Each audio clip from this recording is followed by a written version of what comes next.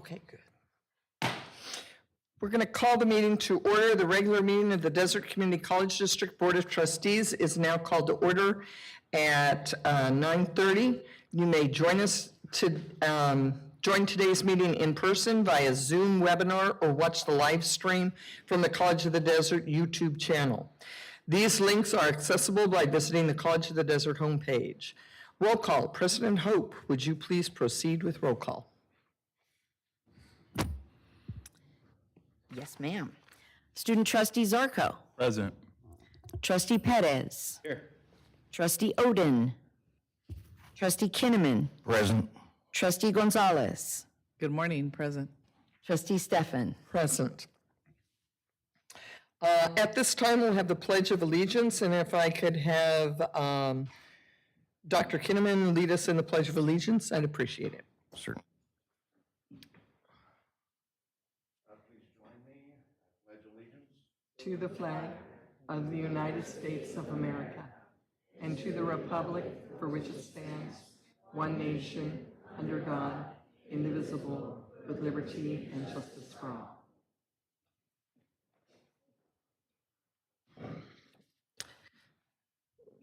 Okay. That brings us down to the agenda. Pursuant to Government Code Section 54954.2B2, the board may take action on items of business not appearing on the posted agenda upon a determination by a 2/3 vote of the board.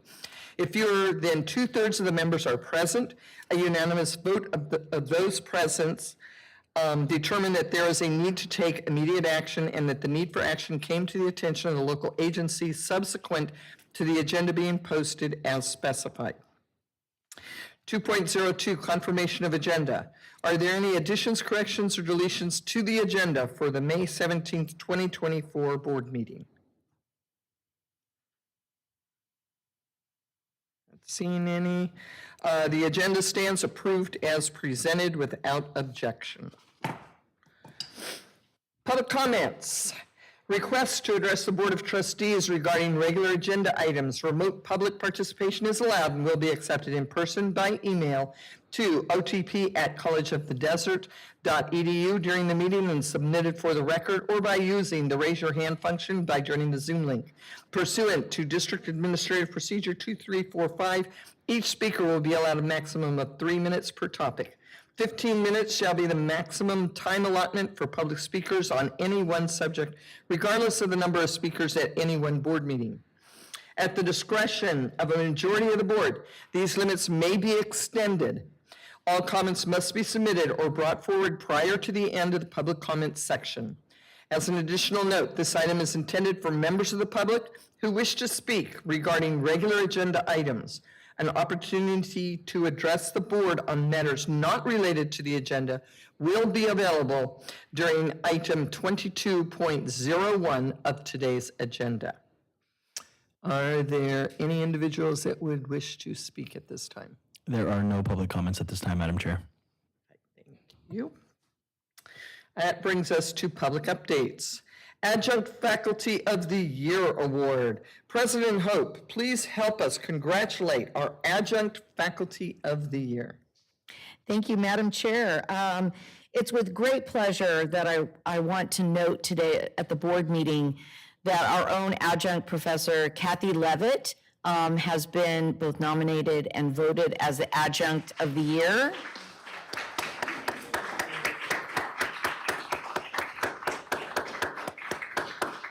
I want to say that Kathy is one of a kind, and I enjoy having her sense of humor, her directness, and her problem-solving skills on a regular basis. She has had a 23-year history as an adjunct professor of economics.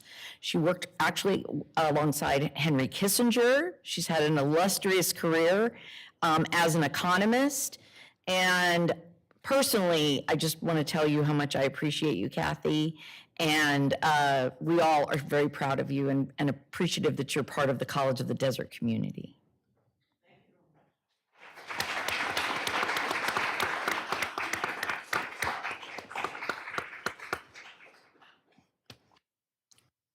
Congratulations again, Kathy, on your well-deserved recognition. I know you've been here from before my time, so I know you've done a lot of great work here at the college.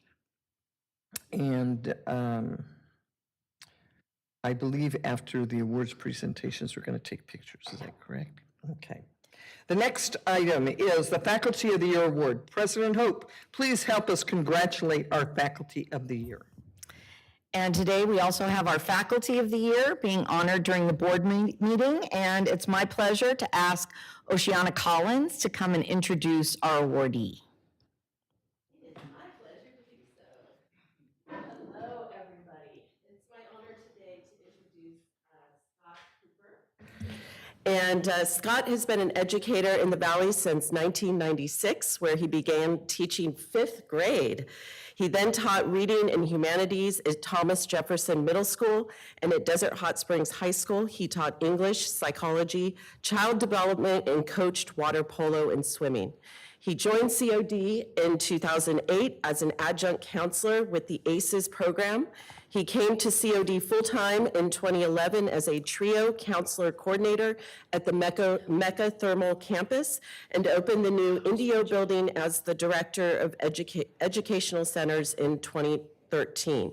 Scott served as Dean of Student Services, where he grew the trio grants to 5 programs on campus. In 2016, when the transfer counselor position opened, he knew that position was for him. And since then, Scott has become transfer man, pouring his energy into increasing the transfer population. Woohoo! COD's transfer numbers have increased dramatically over the last 7 years, earning recognition from the UC system as well as at the state level, where Scott has been serving as the Region 9 Transfer Coordinator, frequently speaking at the state's annual Transfer Counselor Summit. He teaches counseling and psychology courses regularly and is faculty advisor to the Rotaract Club. Scott has held many roles in education, but his favorite role has been being a dad. Oh.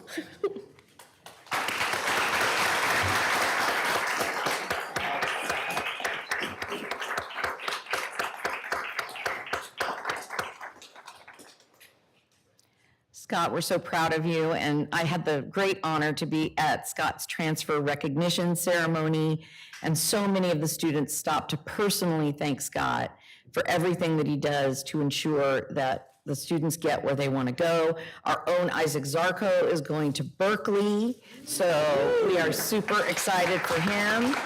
And a lot of those journeys are not possible without you, Scott. So thank you for everything that you do. I look forward to celebrating with you at graduation. Thank you very much. Nicholas, are we taking a picture with Kathy and the trustees? Yeah, I think that would be great. Okay, at this time, though, while we're getting ready for that, I'd like to congratulate Scott, AKA Transfer Man, on your well-earned recognition. And I remember your first day at Jefferson Middle School. She was 4 doors down, and she had the really popular classroom for lunch. All the students hung out with Dr. Stefko. Scott, can we have you and Kathy come? Yes. There she is. There she is. We've got her.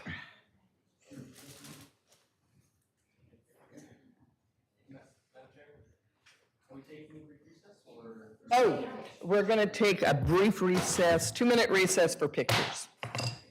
You happy? Got to keep him happy. He was so nice.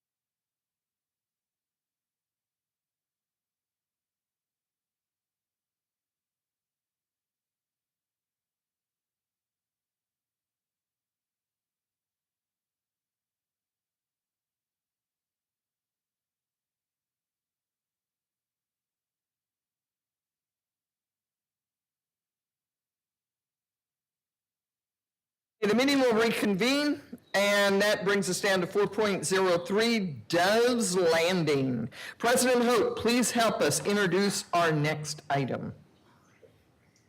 Thank you, Madam Chair. Those of us who live on the campus every day are used to seeing some of our youngest students in their yellow shirts around campus, and those are our students from the Dove's Landing Charter School.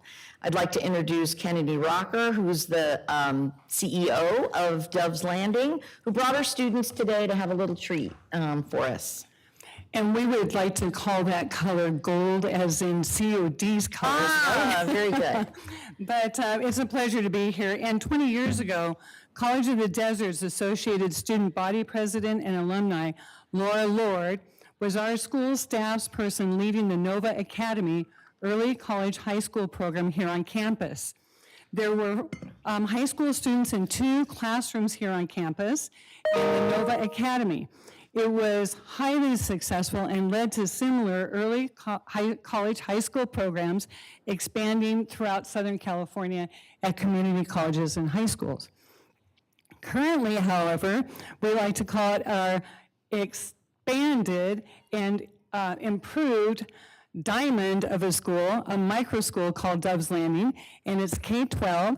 It is a private school donation base, and we have College of the Desert concurrent enrolled students who attend not only Dove's Landing, our school, but also college courses here. And so without further ado, I'm going to introduce our parent, Miss Monzo, to lead the group in a song that Allie, can you wave to everybody? Allie was the one who rewrote the words to the song that you'll probably recognize, and then her team behind her also offered suggestions. Okay, come on forward. And then this team, go ahead and stand up and get ready.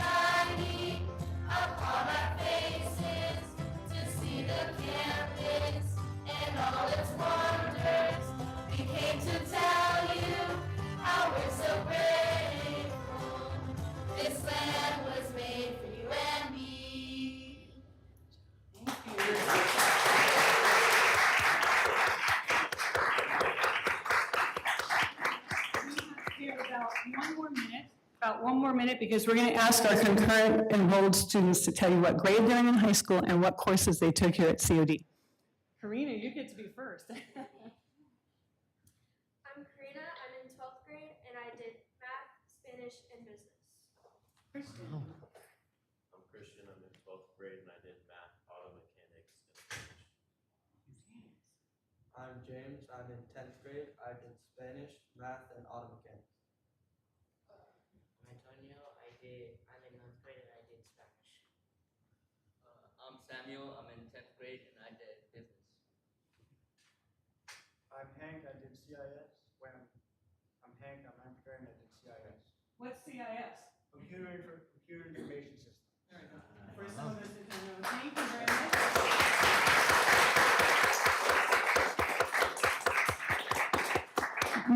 We have a little gift, and one of the things we love, because we're K-12, we have a lot of brother-sister teams. So if you have a brother-sister team here, would you stand up? So Lucinda, stand up. James, stand up. Mia, stand up. Yeah, there we go.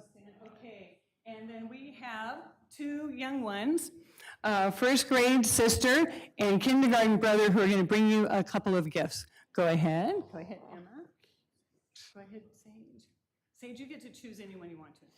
Okay.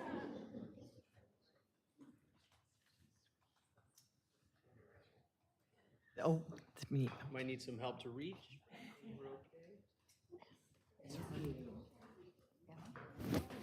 Emma, thank you so very much on behalf of the board. This is beautiful.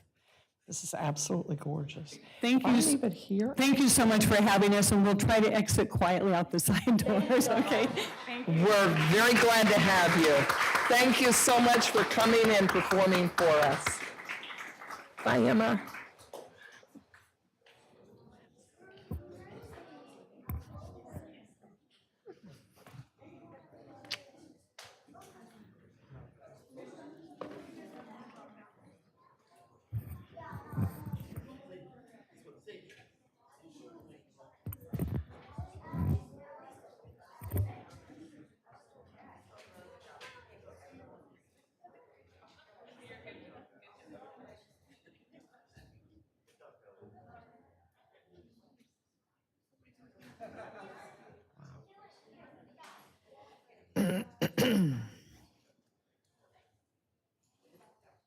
That was absolutely wonderful. I'm sure that the other trustees are as delighted as I am, and I feel really bad now because the hardest act in the world to follow is children.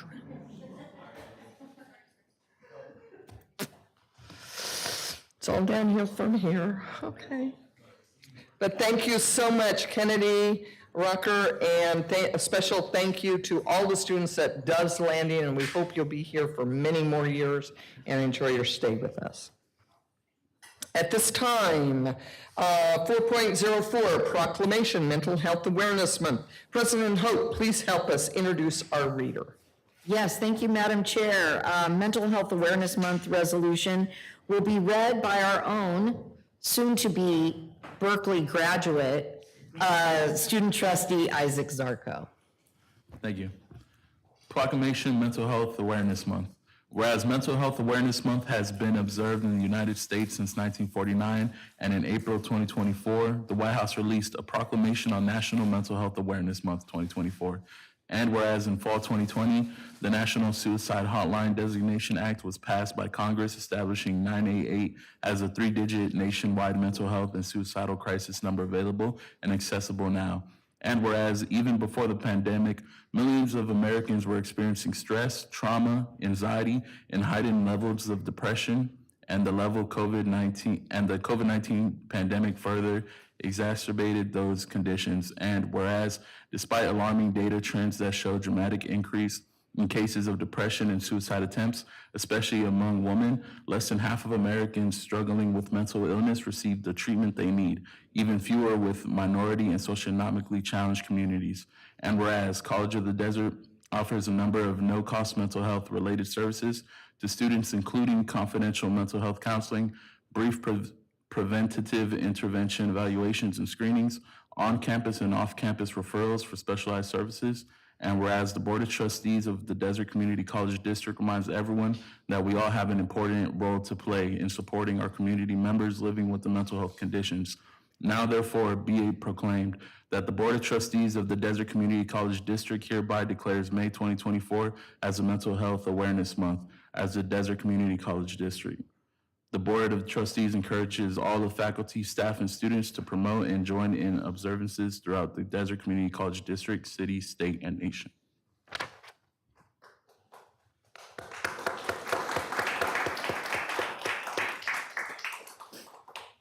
Thank you so much, Isaac, for reading that. Next, we will have 4.05, new employee appointments. President Hope, please help us introduce our newest employee appointments.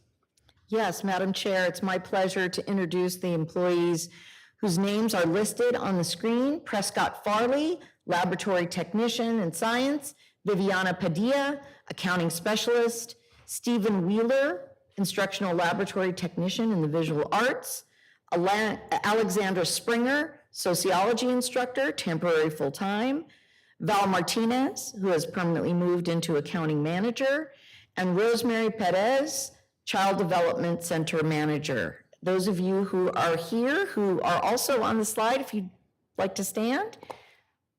I don't think any folks are here today, but we welcome them to our team. We'll welcome each and every one of them to our college family. Thank you, President Hope, and congratulations to our newest employees. That brings us down to the minutes, approval of regular meeting minutes. Are there any additions, corrections, or deletions to the regular meeting minutes of April 19th, 2024? If there are no corrections to the minutes, they stand approved as presented. Approval of the special meeting minutes. Are there any additions, corrections, or deletions to the special meeting minutes of April 19th, 2024? If there are no corrections to the minutes, they stand approved as presented. And now we'll move into reports. Remember, there's a 5-minute timer for all reports unless the board allows extra time. So at this time, we'll start out with the Associated Students of College of the Desert, ASCOD. Kelly Merchant, ASCOD President.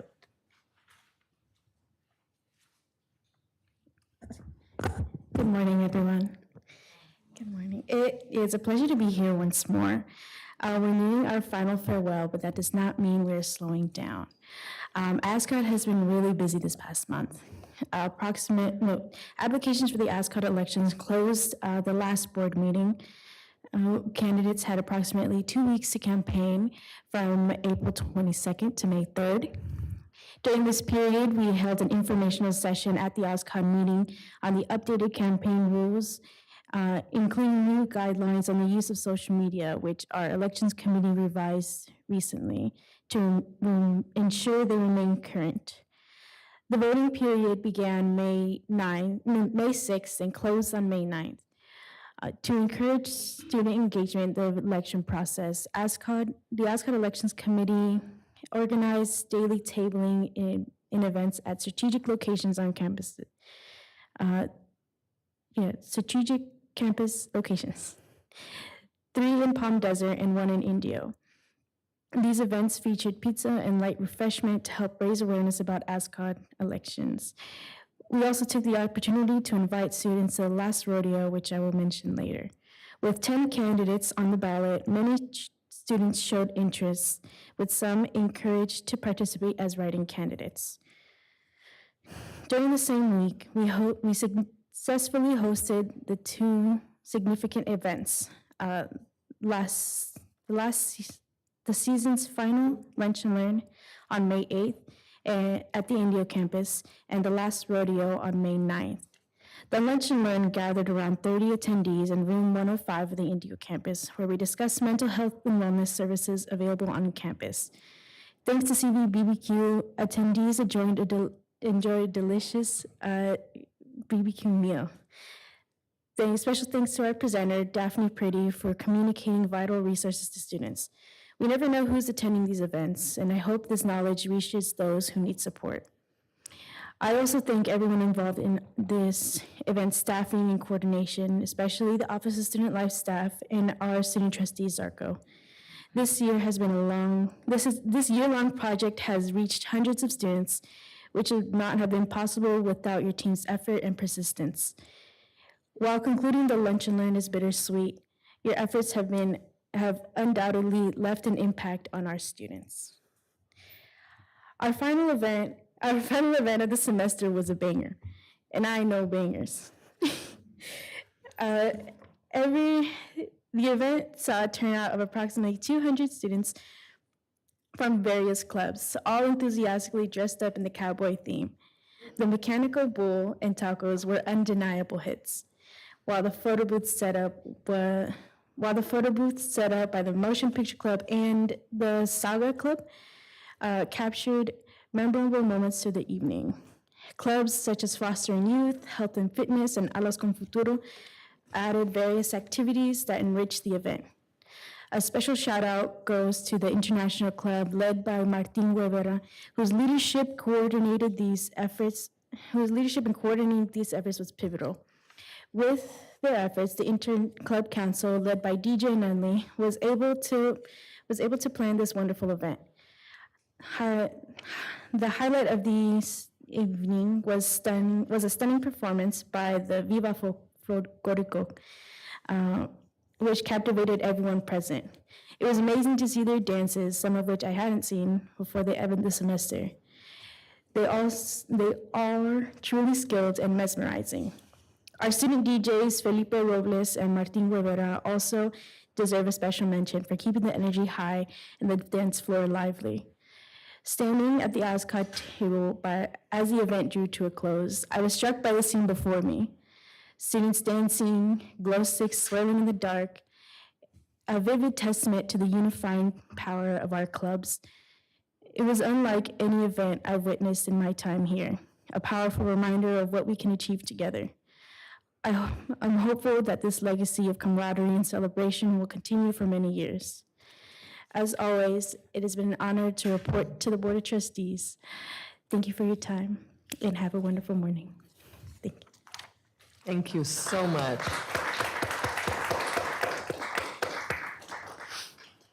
That was a great report. It's great to hear how well our students are doing. College of the Desert Foundation, Kathy Abbott, Foundation Executive Director.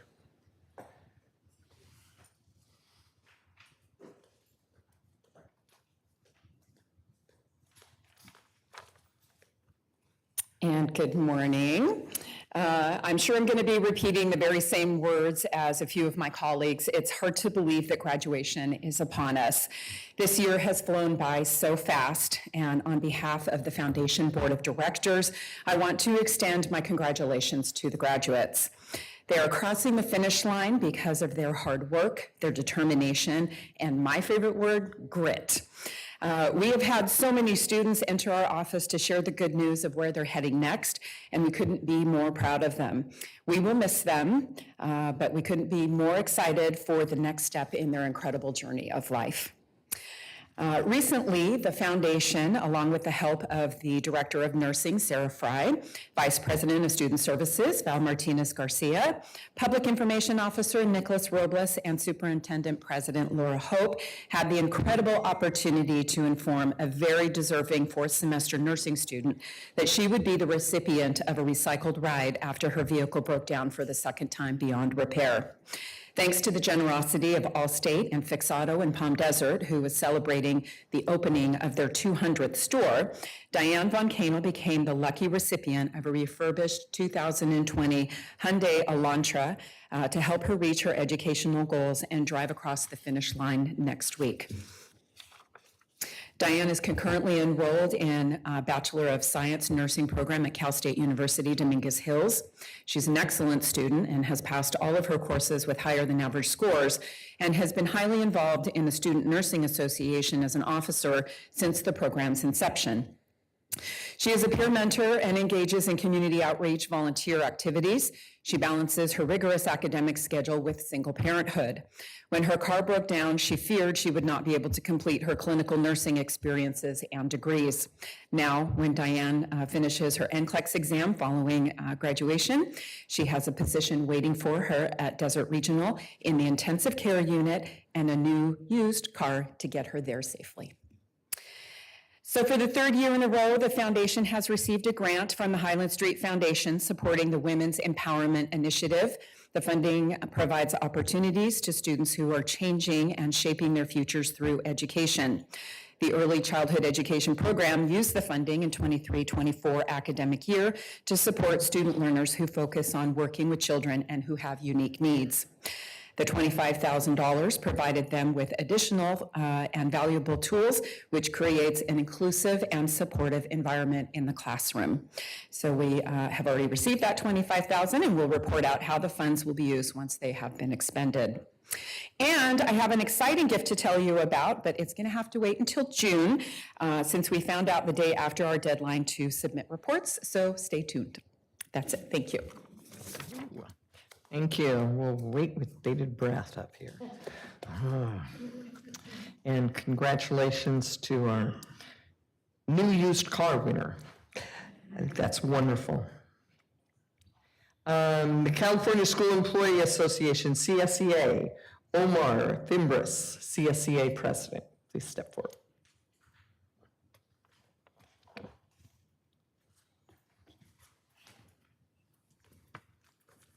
Good morning. Good morning, everyone. Good morning, President, Superintendent Hope, Board of Trustees, and Vice Presidents. I have the honor to stand here today to represent our CSEA Chapter 407 members who elected me and others to our Executive Board. Over the past few months, we have met several of those elected officers. Today, I'm proud to introduce to you Cheryl Eder, right next to me, our CSEA Board Secretary. Many of you recognize Cheryl as she has been assigned as a secretary to the Academic Senate and many other committees. Cheryl has recently accepted a working out-of-class opportunity for the Dean of Communications. Cheryl is excited about the opportunity to learn more, as well as provide additional support to the district. As Secretary of CSEA, Cheryl prepares our agendas and diligently takes minutes at all CSEA meetings. Our CSEA members welcome over 1,000 students for high school visit days. They battle through the high winds and the heat to make sure that all students receive a chance to register for classes and learn about various services offered to our students. They also were able to enjoy a tour of the campus and lunch provided by Beeps Cafe. On another note, last month we brought to all of you our issues with human resources denying multiple applications for staff development applications, even though there is over $20,000 in contractual funding available.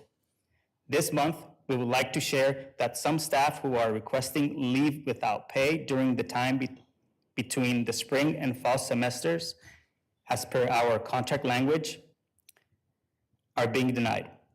In these situations, staff are receiving permission from the immediate supervisor and dean, only to learn that Human Resources has denied their request. This is unacceptable, as staff have been granted this unpaid leave in the past, can no longer look forward to spending quality time with their families or handle personal matters. On May 1st, our chapter welcomed 7 other CSEA chapters to our campus for May Regional President's Meeting. It was a chance to meet and talk with other CSEA members in District 10. Our chapter provided a delicious dinner from Rincón Norteño, and there was some friendly bantering with Desert Sands about who provided the best Unity event and largest TV door prizes for their members. Shout out to our e-board members who stepped up to organize, welcome, and serve dinner to our guests. CSEA is also looking at the reclass and classification process. Many staff members who applied for reclassification have been shifted to the classification committee, thus delaying the process for years in many cases. When our members are asked to do jobs outside their current job description, we believe it is clearly a reclassification issue. The process has worked well for many years and allowed our members to be compensated for the work they are doing. We will be proposing language during the upcoming negotiations that we believe will help streamline and clarify the process. Classification should only be used for updating current job descriptions, not for adding new duties. During these negotiations with the district, we will have updates to provide to our members and the board. Thank you for the opportunity to be here. This concludes my report. Thank you so much. And at this time, we'll hear from Kathy Levitt, the College of the Desert Adjunct Association President. Thank you. Nice to see you again already. Board members, President Hope. As we wind down the end of another chaotic semester, CODA wants to celebrate the contributions of the staff members who helped adjuncts weather the storm. CODA announces the Judith Mandel Award will be presented to Mark Rizzo. He's a laboratory specialist in the School of Applied Science and Business, and Tina Gonzalez, administrative assistant for the School of Social Sciences and Arts. CODA also announces the David Bayshore Award recipients for 23-24 as Cheryl Letter, Academic Senate Administrative Assistant, and Jeff Larson, the Executive Administrative Assistant, Office of Instruction. That is very difficult to say.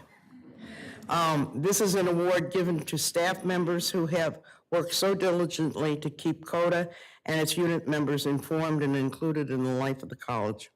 Our deep gratitude to each of these individuals and all the staff without whom adjuncts would be less able to navigate the system. Other than that, CODA is deep in the negotiation process, and once again, negotiations for the entire CBA were left until the middle of the spring semester, with the likelihood that we will not have a new CBA until several months after the expiration date of the current agreement. We have concerns about MOUs popping up outside standard negotiations.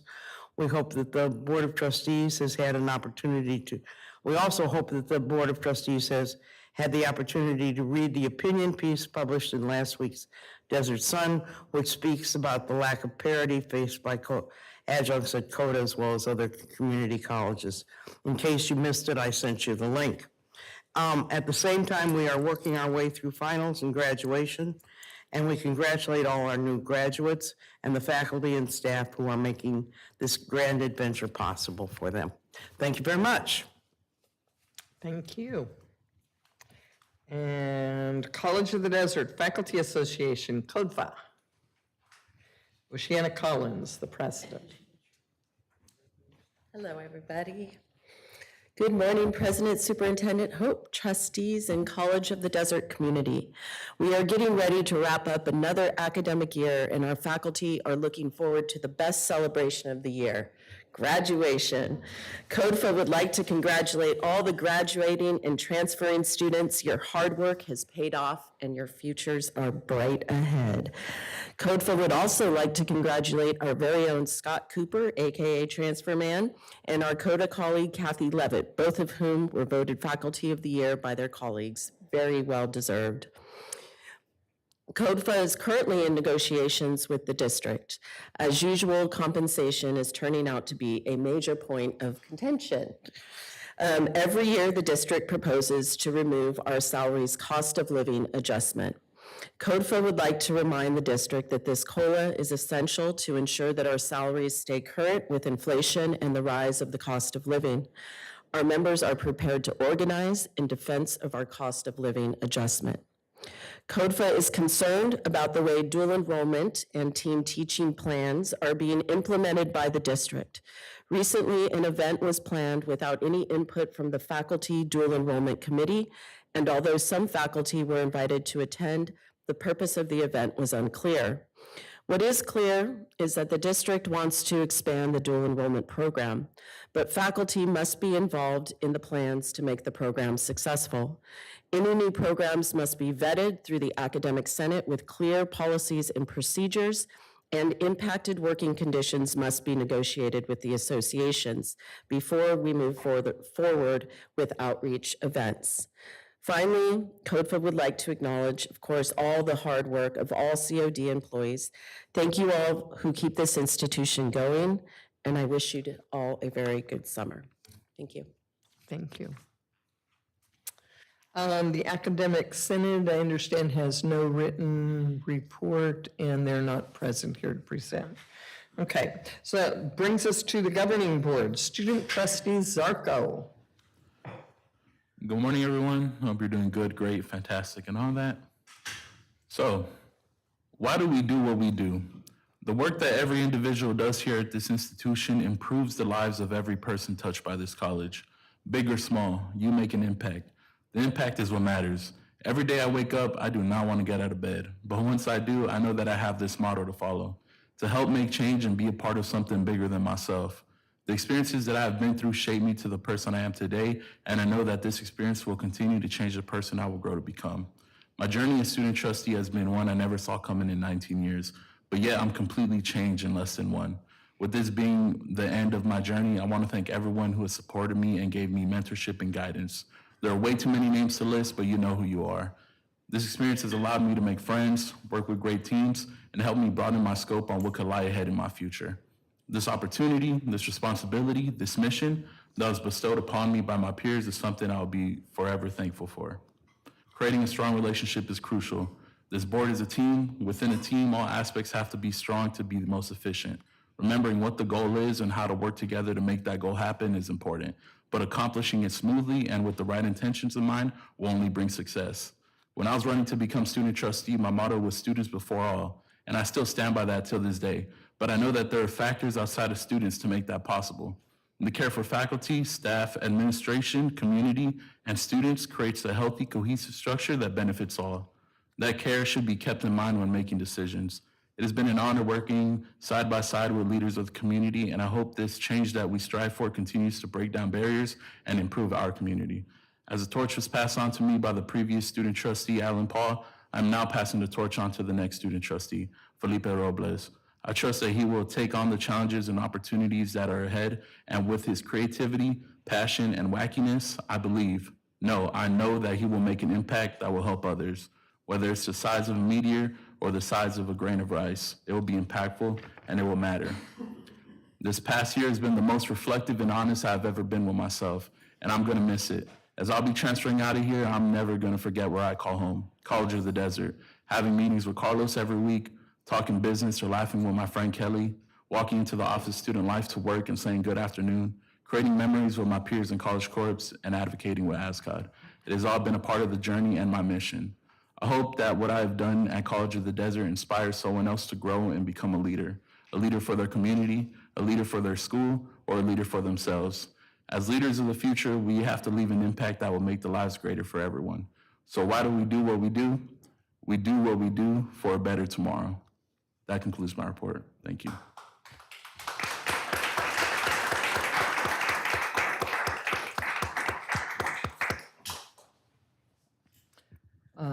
I want to thank you for that report, but I also want to thank you for your year of service. I think you've educated this board along with yourself, and it's been a pleasure and an honor to work with you this past year. I think I speak for most of all the members of the board that are here and the one that is watching us. If any other board member would like to speak at this time to our student trustee, I'm going to. Oh, okay. Well, we'll wait till next. I don't like waiting. I want to celebrate now. Okay. I'll wait till next month. I'll behave. Thank you. Okay. Next up, Trustee Perez. Thank you, Madam Chair, and once again, I'm tasked with the extremely hard task of going and following student trustee Zarco. Trustee Zarco, we're gonna miss you, man. You speak so eloquently. Really appreciate your reports and what it is that the perspective that you've been able to bring to the table and to this dais. Congratulations to yourself. You're gonna enjoy Berkeley, man. It's a good school and a great place. Thank you, Madam Chair. Congratulations to Kathy Levitt, Scott Cooper, on their recognitions. They're rightfully deserved. Thank you for inspiring our students on an everyday basis. I want to congratulate all of our students graduating, transferring, getting pinned, or receiving a certificate this spring. Congratulations to yourselves and your family and support system on this wonderful accomplishment. You all have so much to be proud of. We sure all are up here at the dais, so congratulations. Also want to extend those same congratulations to our faculty, staff, and administration for another successful school year. We could not have done it without you. I'm extremely excited for commencement. Thank you to all that is helping organize it and helping with the setup. Special shout out to Armando Robles and Irene Morales, who I know have been working extra hard over the last few weeks in preparation for the celebration. And lastly, I want to thank the students of Dove's Landing once again for their wonderful performance. That was the cutest thing. I can certainly get used to starting our meetings like that as opposed to with some nasty public comment. I definitely prefer the students a lot better. Thank you, Madam Chair. That concludes my report. Thank you. Thank you, Trustee Perez. And Trustee Oden is unable to be with us this morning, but I understand that he is watching us. Trustee Kinnaman. Thank you, Trustee Stefan. Again, I'd like to congratulate our fellow trustee, Trustee Zarco. Berkeley's calling you, and we're going to miss you. And I'm sure you're going to transform Berkeley like you have here. And we're looking forward to see what happens in your future. And please don't forget COD. And please don't forget Coachella Valley. You've been a role model for all of us. Like I said earlier, buy some warmer clothes because you'll need them up there. And we really wish you the best. Again, join the colleagues in congratulating Scott Cooper, Faculty of the Year, Kathy Levitt, Adjunct Faculty of the Year. And I also was pleased to see COD represented recently at the Harvey Milk Breakfast. And then later that evening, enjoyed watching our students on stage at the Pollock Theater. So that was a very enjoyable day. We do have some upcoming events. We have our nursing pinning, we have Public Safety Academy commencement, all the exciting things of May, the month of celebration where we can all laugh and enjoy all the work of the year. But I really want to spend a second to hone in on how we strive so hard to break down barriers for our students. I think this institution is a prime example for other institutions that have been so successful in doing that. But when we look at all these events in the spring, it's the classified, it's the leadership, it's the deans, the directors, and the faculty that are making this happen. And so when we look at them, I hope that we will focus on breaking down barriers for you doing your job, and that our support functions that assist you really hone in on breaking down barriers for you and not putting up obstacles, because you really, truly are what makes us be able to serve students. That concludes my report. Thank you, Trustee Kinnaman. And Trustee Gonzalez, report, please. Yes, good morning again, everyone, and happy belated Mother's Day to all that it applies. I know that from seeing the emails, there's been a lot of victories and ceremonies that have taken place, and I just want to thank all the staff that is involved in putting all of that together, and of course, congratulations to all of our students, and thank you to both for all that you do. I'm looking forward to Tuesday. I know we were having a conversation over there about a meeting, and I said, I'm not available on Tuesday. So it's always an exciting day. It makes me really happy to see our students walk across that stage is just one of the best feelings ever. I also wanted to report that I received a message from a family regarding a COD staff member. The family was extremely grateful to Tula Marin, not sure how the pronunciation, for providing excellent guidance and service. So in speaking to that family, they reached out and said, we just wanted to let you know that we felt that, they went above and beyond to provide our family with the best service. So I was really happy to, you never know when you're getting a message, right? Like, oh, but in this case, I think, we also need to highlight the positive. I also want to thank again Dove's Landing. Those of you who know me know I work with children, so I walk in the boardroom and I see kids and it's like, oh my goodness, because they're so cute. So much promise, right, are present. So thank you so much for brightening up our boardroom and brightening up our day. And of course, for me, all decisions I make are always with students in mind and the best interest of the community at large. I also want to acknowledge, that we have a proclamation where May is Mental Health Month. I know those of you who know me know that I've been an advocate for Riverside County in general for mental health, serving on boards and commissions within the county and nonprofit organizations. And it's a subject that to me, I know how it impacts, being that I work in education, I've seen how it impacts employees, families, and our children. And I just want to thank the college for continuing to ensure that there are access to those services. And it's so important in a lot of different aspects. So other than that, I think that would conclude my report. Thank you, Madam Chair. Thank you so much, Trustee Gonzalez. My report this month is going to be relatively short. I would hope that every member of our college family knows how I feel about them. I am ever so grateful for each and every one of you and all of your hard work each and every day. I send out my congratulations to Kathy Levitz and to Dr. Scott Cooper on their awards and their achievements. And yet I know that each and every employee that we have at College of the Desert is equally as deserving. And someday I would only wish that we could congratulate each and every one of you in a similar manner on your accomplishment to ensuring the student success of each and every one of our students. We have the opportunity on Tuesday night to observe these students walk across the stage and receive their awards and receive their diplomas. And I always tell people that it's Christmas. I used to tell people it was Christmas in June when I wasn't on the board here. But since I've been on the board here, Christmas comes in May for me, because that is when our students graduate. That is the best day of the whole year. It's better for me than waking up and really finding that there is a Santa Claus. That would be a miracle, huh? But seeing our students graduate, their smiling faces, some of them walk up on the stage, they're totally intimidated by having to be up there in front of all of those people.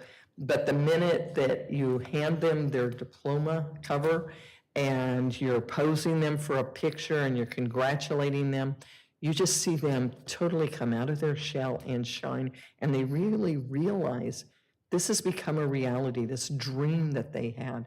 This is their life now, and it has changed forever. And each one of the members of our college family has made that a possibility. And I can never show you my true gratitude for all that you do for our students. A couple weeks ago, I had the opportunity to attend the league conference in the spring. Last year, I remember coming back and telling you the doom and gloom of the fiscal crises that was set to befall us this year. It is not a really beautiful picture, but this year they had an individual from the State Department of Finance that I thought, is he taking something because he was almost saying the opposite. But it is still a reality that there will be cutbacks. There will be cutbacks throughout the state. Things will not be a pretty picture throughout the state of California. But they are not as dark and gloomy as we had originally been told they might be. So I want you all to remain hopeful. I want you all to remember that we do have obligations. We do have to live in the real world. We can't live in Dr. Steffen's little rose-colored glasses world where things are just really wonderful. And tomorrow's going to be, the sun will come out tomorrow, but it will eventually come back. And hopefully we'll all stick together through it, and we'll be able to make a reality, and it will be a better day. And that's what we can hope for. And I also want to say that I was also feeling this year when I was at the conference that we were in a much better place than we were last year. If you remember last year, we were looking to say goodbye to the president of our college, and we were trying to get in there and hire an interim to replace her, and it was a very trying time. We had just appointed a new trustee. Things were not really pretty, but when we got up on that stage, I want to thank everyone for what you did, because you made those students the focal point of that evening, as it should be, as it always should be, and they should always be the focal point of our college. And I think my student trustees, I'm going to miss you so much, student trustee Zarko, because when you said students before all, that's the way it should be here at the college. And that's why I'm grateful for each and every member of our college family. So I'm not going to go on anymore because I know I'm preaching to the choir, and I know we've got an agenda that we've got to get through today, but I want to thank each and every one of you, and congratulations to each and every one of you, because you're what made Tuesday night possible, and you make every graduation possible. So thank you so much. At this time, we are going to look at the, Superintendent President, you're going to now provide your report. Yes, thank you, Madam Chair. As we've all discussed, commencement is next Tuesday, and we're all eager to celebrate with students. I do want to thank the faculty, staff, and administrators who've been pulling this together, but a special shout out to Carlos Maldonado, who has been carrying the brunt of that responsibility and doing it with aplomb. So thank you, Carlos, for everything that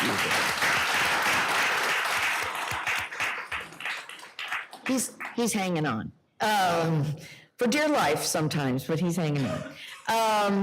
I also want to note that my office is hosting a reception afterward at the Courtyard Marriott, starting at approximately 6 p.m.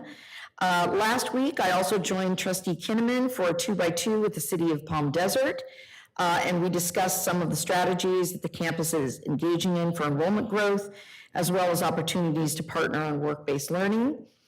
On May 3rd, as Catherine Abbott also mentioned, we were at the Fix-It Autos giveaway of a car to one of our students. And on May 7th, we also had our graduation speaker event in which 7 students competed to have their graduation speeches read. Thank you so much to all the faculty, staff, and administrators who came to that event.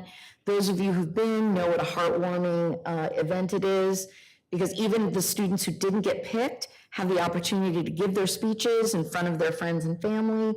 And thanks to the foundation, each of them got a $250 award. I added some zeros. Kathy just fainted in the back. So got a $250 scholarship. And so we're really excited for all of them, and really proud of them too. It takes a lot of courage to apply to participate like that. And it is also a measure of the growth of our students. On May 13th, we had celebrated our first Happy Hour with Hope in Indio, in which Desert Sands School District and the City of Indio Council members joined the COD team for a discussion and a tour of the Indio expansion site. They were mocktails, not cocktails, though I can't vouch for what happened after. And the students are so extremely excited to start using the facility. I think that's the thing that we heard the most is several of the students were overheard talking about how cool it is to have a new facility there.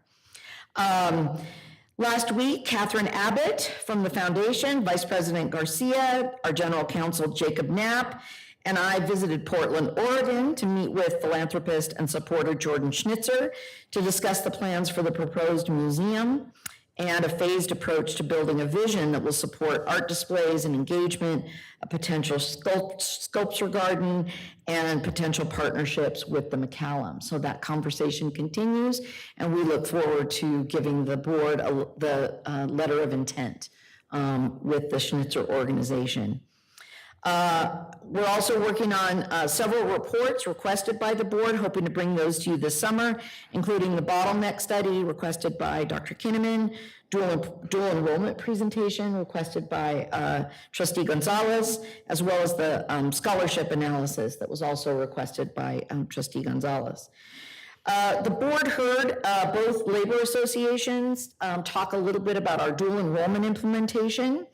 So on May 11th, I conducted an information session and a mixer on a draft of a co-teaching model that we are setting up in order to advance dual enrollment. In a co-teaching model, both our faculty here from COD and our high school partners and their faculty would be co-teaching the high school/college course during the school day in order to advance dual enrollment. Even though it's still in its infancy, the project has the potential to address enrollment issues, advance equity, and provide job opportunities and professional growth for both faculties. The associations were critical that I shared information about the project before any MOU is settled. And as you heard, there's some concern about even setting up an MOU. To my way of thinking, without dual enrollment, we will not pull the college out of its critical fiscal and enrollment crisis. So it is true that I'm pushing hard to move in that direction, but not without the participation of the faculty. So I want to clarify that at the event, 12 high school faculty and 1 adjunct enthusiastically participated in hearing just about possibilities. No one was given an assignment in the event, and there was no discussion of any agreed upon working conditions. But I would also say that with all haste and urgency, we need to take this moment seriously and move forward at scale for the college's sake and for the sake of our community. I'd also like to direct the board's attention to a packet that you have for all of your information regarding commencement. And you also have a guide that Trustee Stefan provided from the Community College League of California, the Trustees Guide to Communication. So both of those are available, and if you have any questions about graduation, of course, my office is eager to support you, and that's my report. Thank you so much, President Hope. There is one other thing in your folder. It's the HAKU 38th Annual Conference, and they do have an early registration deadline, which is right upon us. It's May 31st. So if you are considering attending that conference, please let Armando know, because it does save us considerable amount of money if we can get an early registration in there.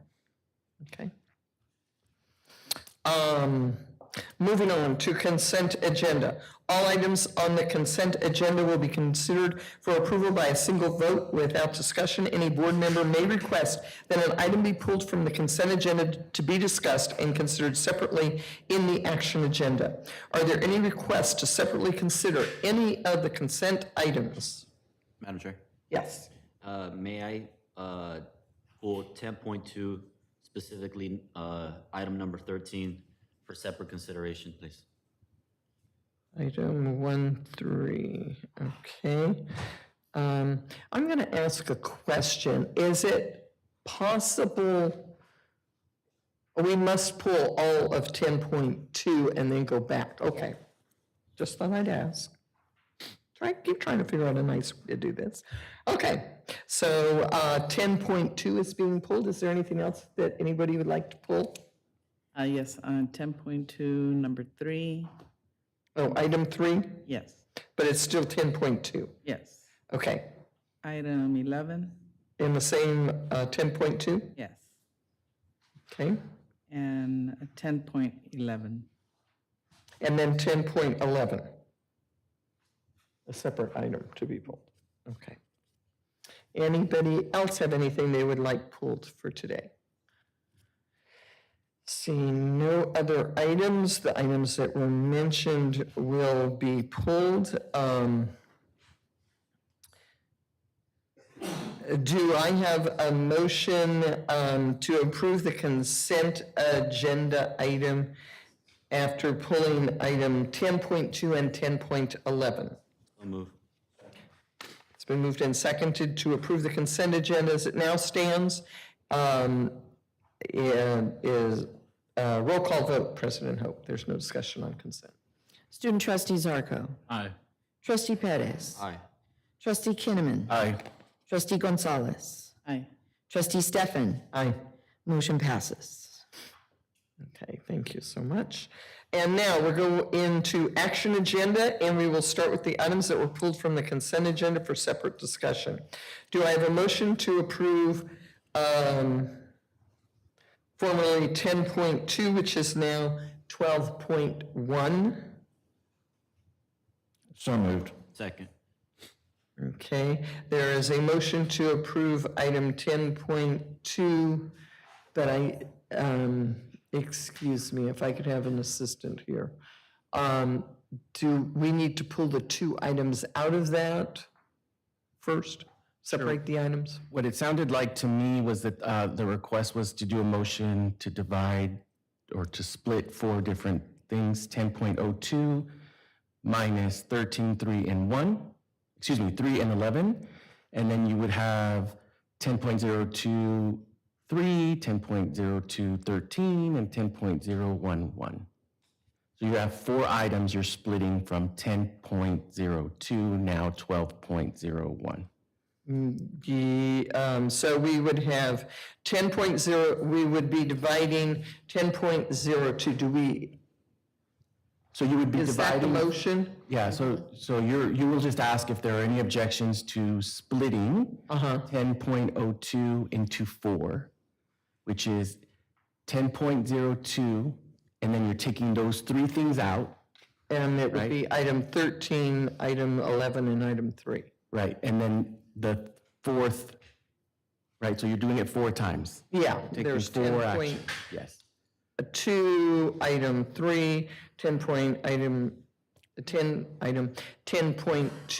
item 11, and then item 13, and then 10.02. The rest of, yep. The rest of it. Well done. Okay, so if there is, now wait a minute, I had a motion on the floor just to approve 10.2, so can I back it up? No. What do I do? Just No, ma'am, it's not necessary. Just ask if there are any objections. Okay. Are there any objections to us splitting item 10.02 into 4 parts? Then those being item 10.02, item 3, 10.02, item 11, 10.02, item 13, and then the remainder of item 10.02.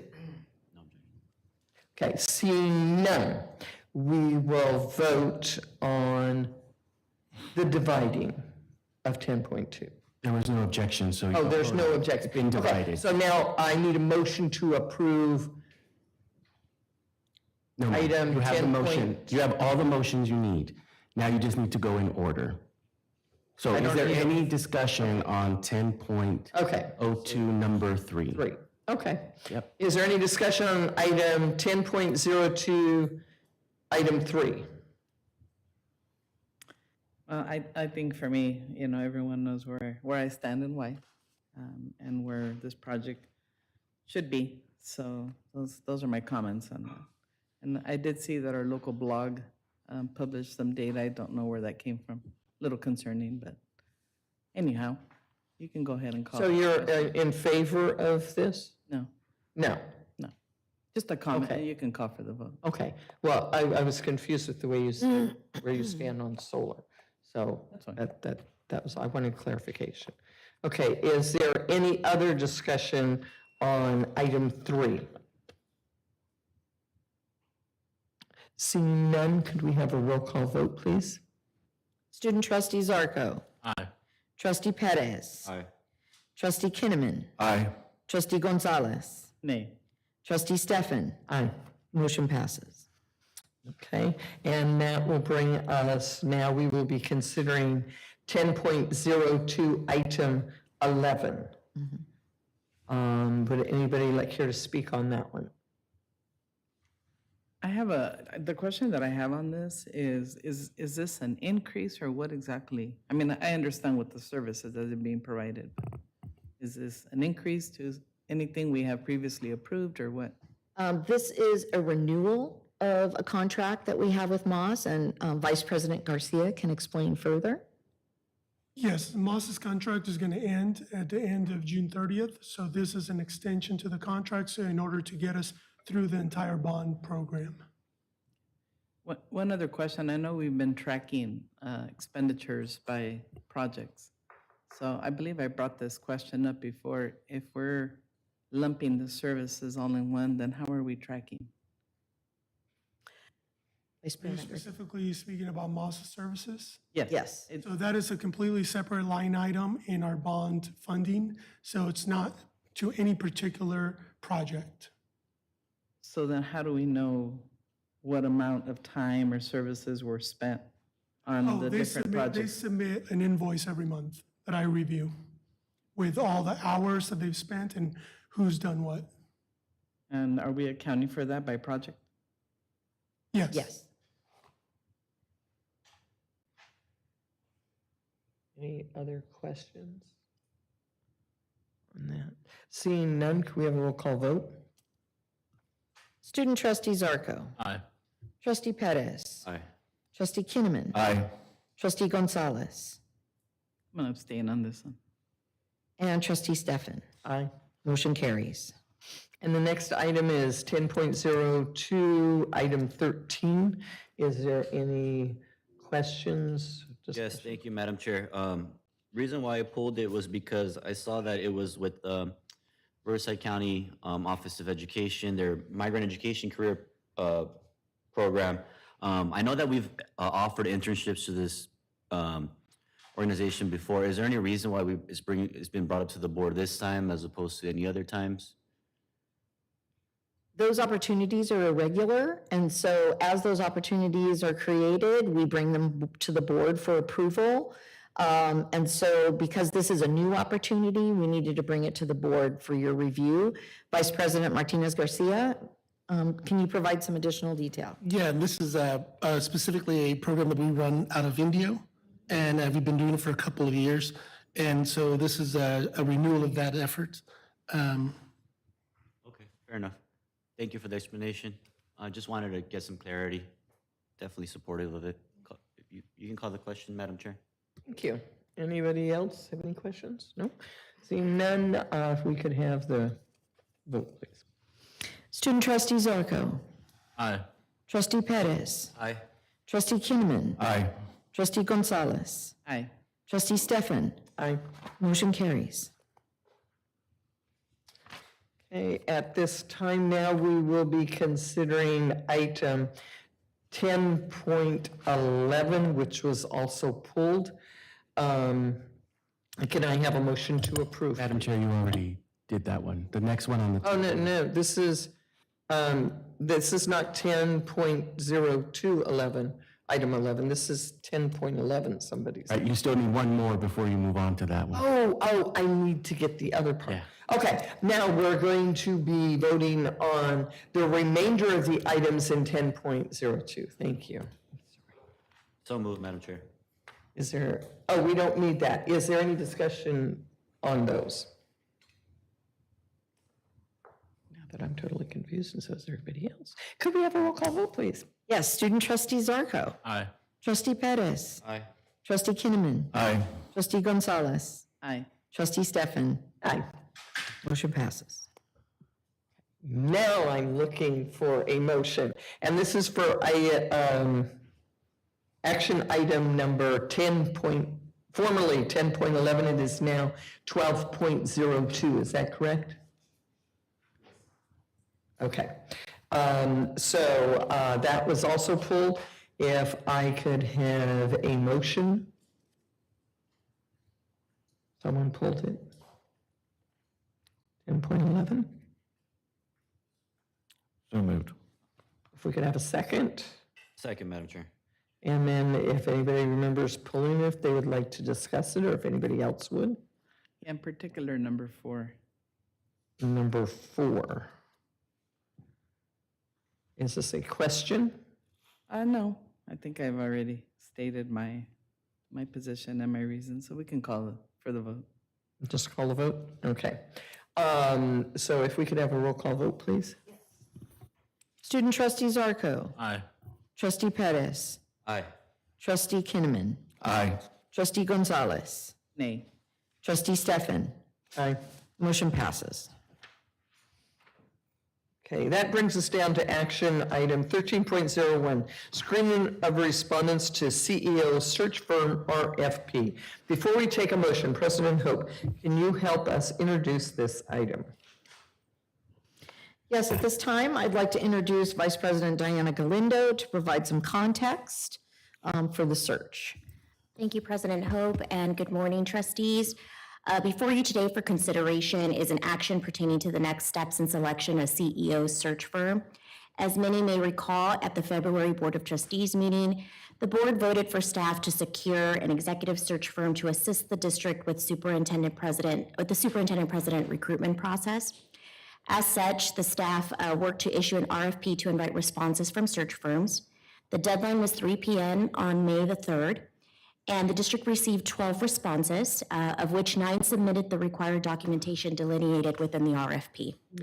Due to the incredible response, Chair Stefan asked staff to develop a sample screening tool to assist the board in evaluating the remaining 9 respondents. That sample tool is attached to today's agenda item. The criteria listed in the sample screening tool are elements the vendors had to outline within the RFP and the response to the RFP. The board may decide to adopt the screening tool as is, or add, delete, or revise the criteria so long as it's an element required within the RFP. So they had to have been made aware that they had to respond to it. Along with the request to consider approving the screening tool, we ask the board to also approve the item as presented, which will require elected members of the Board of Trustees to individually evaluate the responsive proposals with the approved screening tool and provide the results to identified district staff on behalf of the board chair by May 29th, 2024. This item will also authorize the board chair, with the support of the Office of Human Resources and Administrative Services, to compile and evaluate the submitting screening results and select the top respondents to advance in the CEO search firm selection process. And finally, this item, if approved, will authorize the board chair in conjunction with the Office of Human Resources and Admin Services to invite the selected CEO search firms for interviews and public presentations and the board selection on the June 20th board meeting, on June 20th, potentially with a special board meeting. I actually want to especially thank Director Ellen Clifford on this, who oversees the contracts, for helping us navigate us through this process. She's been a tremendous help in that. And at this time, General Counsel Jacob Knapp or myself can answer any questions the board may have. Okay, first off, I'm going to preface this by saying that the items that we have on the questionnaire that we'd like the board to participate in the filling out of are things that came right off the RFP. Nothing can be added to it that is not on the RFP, because that would change what it was. But if there is something that you think needs to be added, we can look at it and make sure that it was part of the RFP when it was sent out. But we tried to get everything in there. Are there any questions from the board? I know that I was in total shock when they said we had that many respondents, because having been on a board and gone to training for over 25 years, it is like you hear of 2, 3, 4, throughout the nation, and that's all that's ever used. And to have 12 respond, even though 3 didn't fulfill all of the criteria that was required, it's still like, what in the heck is happening? I thought I was in another world universe here. So we're going to need some assistance in whittling this down so that it is somewhat manageable number before we start doing interviews, because you can imagine we would have been having a slumber party and pillow fights up here if we had to interview all 9 of these, okay? And I didn't think anybody was in for that this summer. It could be quite hot, If the air went out, we'd be in real trouble. Never know. Okay, so anyhow, does anybody have anything that you would like to add to the discussion, or any questions that you might have? No, but I'll make the motion, Madam Chair. And that's to accept the rubric. The rubric as it stands for all of us to fill out so that we can move forward somehow with this. Yes, sir. Just to clarify, the motion is to adopt the proposed recommendation. It's a 4-part motion. I just want to make sure we have clarity for the record. Correct. Thank you, Trustee Perez. Okay, thank you very much. And is there any other discussion, any questions anybody has? I know I was like just blown away when I heard that. Okay, seeing none, could we have a roll call vote? Student trustee Zarco. Aye. Trustee Perez. Aye. Trustee Kinnaman. Aye. Trustee Gonzalez. Aye. Trustee Stefan. Aye. Motion passes. Okay. The next item is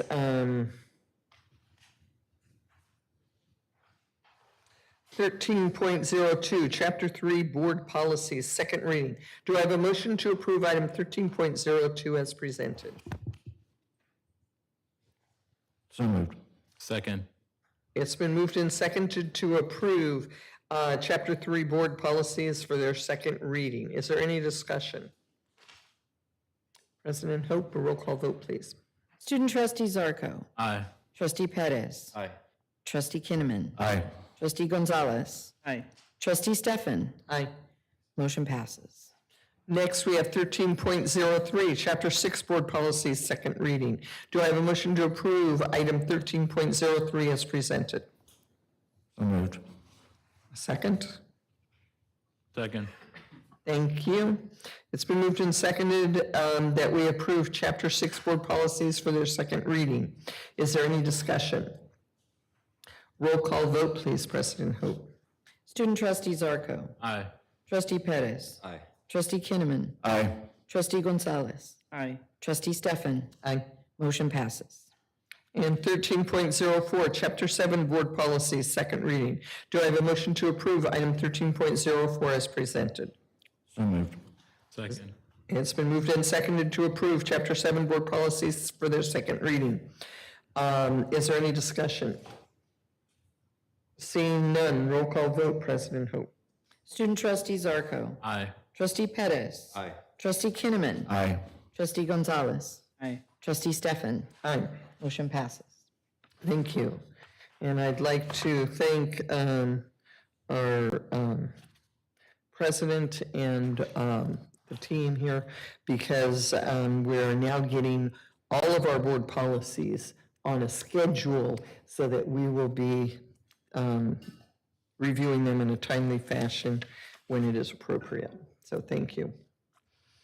And that brings us to action of human resources. 14.01, the initial proposals, public hearing and acknowledgement of initial proposals from the California School Employees Association to the Desert Community College District.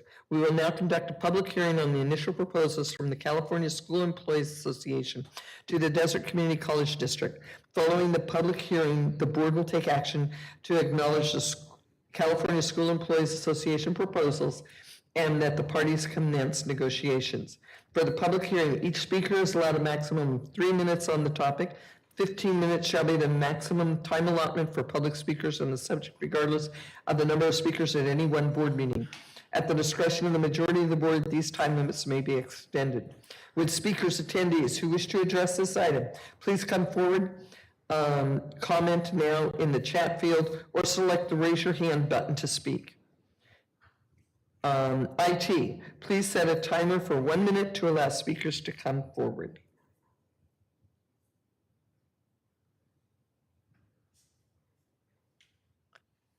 IT?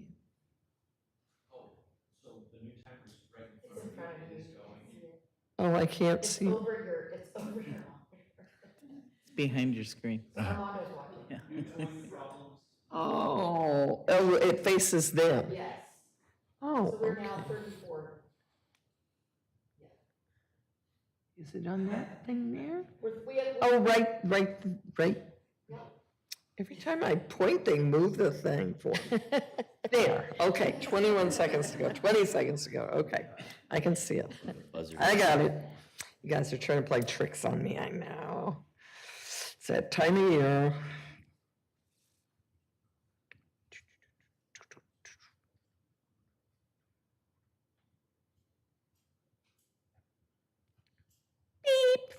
Okay, are there any additional speakers who wish to address the board on this matter?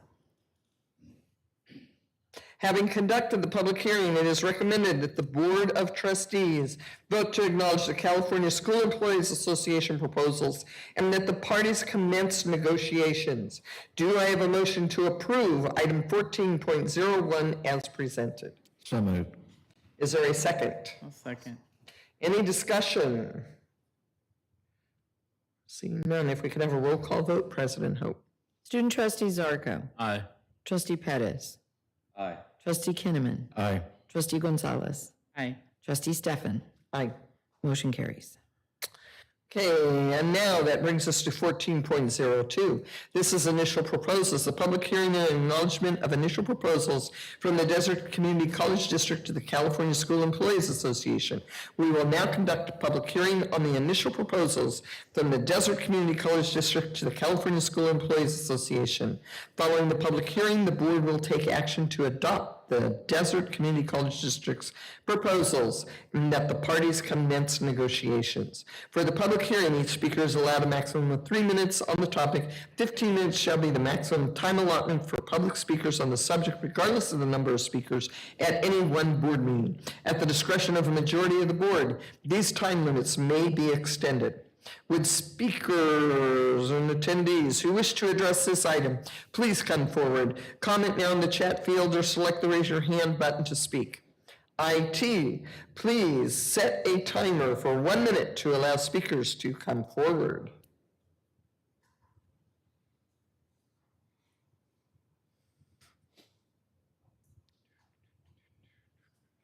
We should have, I know where to look now. we should have some music. Yeah. We also took the buzzer function off because it's kind of scary, apparently, even though Mike Silvera desperately wanted us to keep it. And after 15 to 30 seconds, I'm supposed to ask, does anybody wish to be recognized? There are no comments for this item at this time, Madam Chair. Oh, okay. Maybe the Jeopardy theme song. Yeah, I've got a little buzzard and I think it does a graduation thing. You are super or something. Maybe that would encourage people.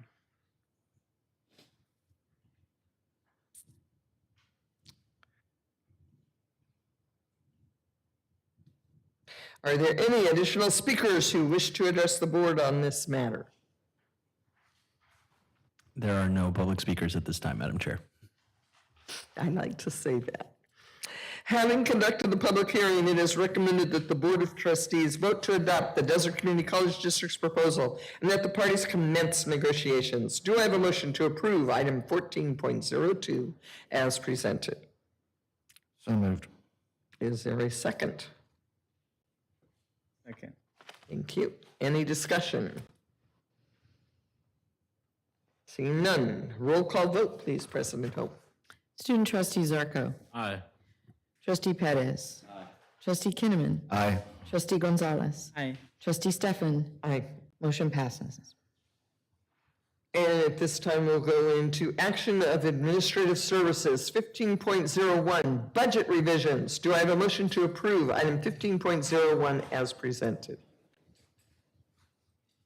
I'll move, Madam Chair. Thank you. Is there a second? A second. Thank you. Any discussion?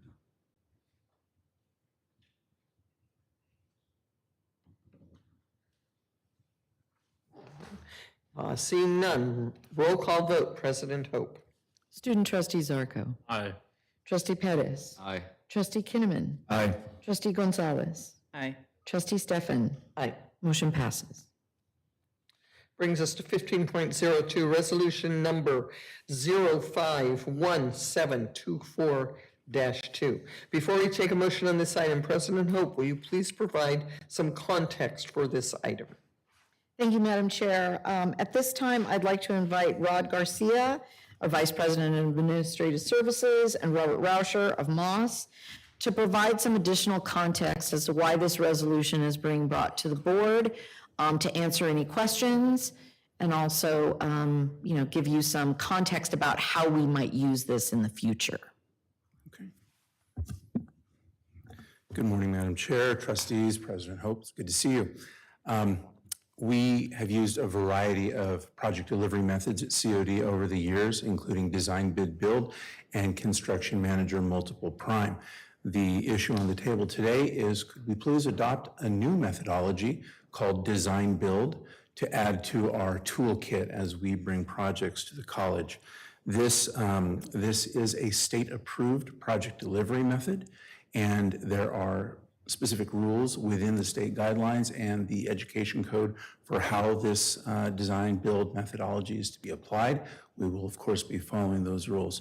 Fundamentally, this gives us the ability to procure projects more quickly, more efficiently by hiring a firm up front that both designs and constructs the project all the way through from start to finish. There are additional steps to be taken at the beginning of the process relative to those other two methods that I mentioned that allow us to exert control over the project scope and overall outcome from the beginning, and those carry all the way through. So this gives us an expansion to our toolkit and allows us the opportunity to, when the opportunity arises, to have a more efficient, time-sensitive, and cost-effective delivery method. Any questions? So I did have a couple, and I thank you for bringing this forward. I'm familiar with design build. A lot of our community members may not be, because the ed code that we reference in here is 9 pages long, so there's a lot more information than what's in the resolution. And I was hoping that we could provide that kind of information to the public so that they were aware. And also, there's some references in ed code to project labor agreements, project stabilization agreements. I think those of our friends in labor would be interested in knowing what's in that ed code section as well, as far as if we ended up ever having a PLA or a PSA, what this might do to it. The other thing is, again, how we would plan on using it. And so I printed off the 9 pages and I started reading it, and it created just more questions for me. And so I was hoping we could get a more comprehensive understanding of what we would be agreeing to, at least out into the public. Well, some of the, I don't know if you want to, well, we probably can't answer all those questions today since, as you mentioned, the ed code is so big. From my understanding, based on the delivery method, whether we have a PLA or not, I don't think that makes, we do pay prevailing wages regardless at any projects, no matter what delivery methods we have.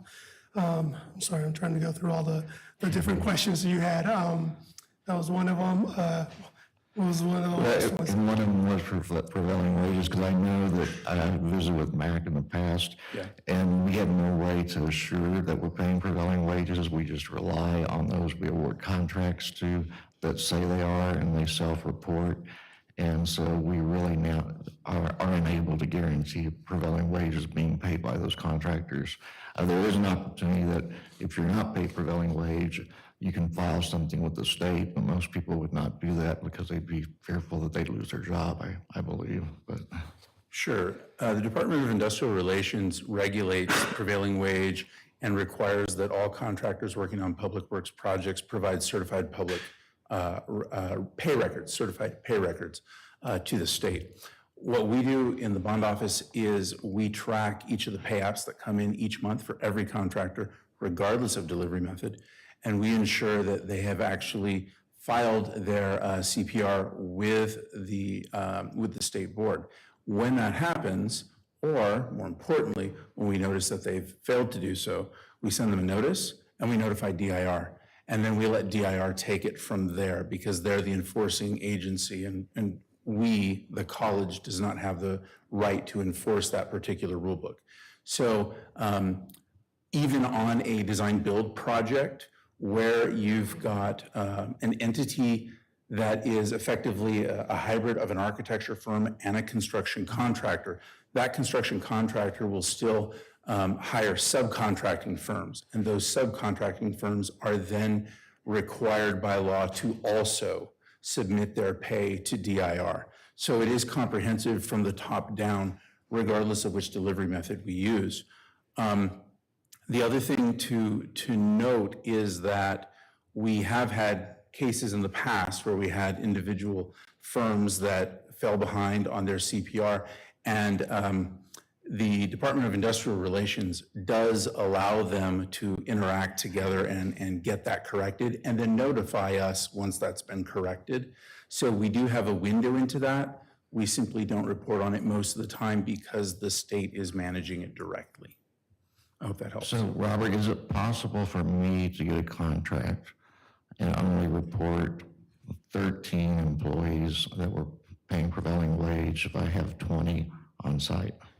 Technically, I think it might be a conflict of interest, but Well, I for think, me, it would be, yeah. yes, of course, but. If you have the correct construction license, then yes. Any party that has the correct construction license for the work at hand can go ahead and do so. And then when they submit to DIR, they will provide their own DIR registration number in conjunction with the project's DIR tracking number. And that's how we know that everybody has fulfilled all the necessary legal requirements. Mind if I jump in course, with one please. additional thing? Excuse me. The other piece that's a moving part, it's obviously construction projects are complicated, right? But one of the pieces that is in place on public construction projects is the bonds that are required of a general contractor. So when it relates to payment for subs, prevailing wages and otherwise, usually there's a payment bond associated with the project that a subcontractor, if they had a claim that they weren't paid or weren't paid at the appropriate level as required by law, they could make a claim on the payment bond. And the payment bonds are intended to protect, for that very thing, is to protect those that are working on the project. So there are layers of protections in place to make sure that those requirements are met, if that's helpful.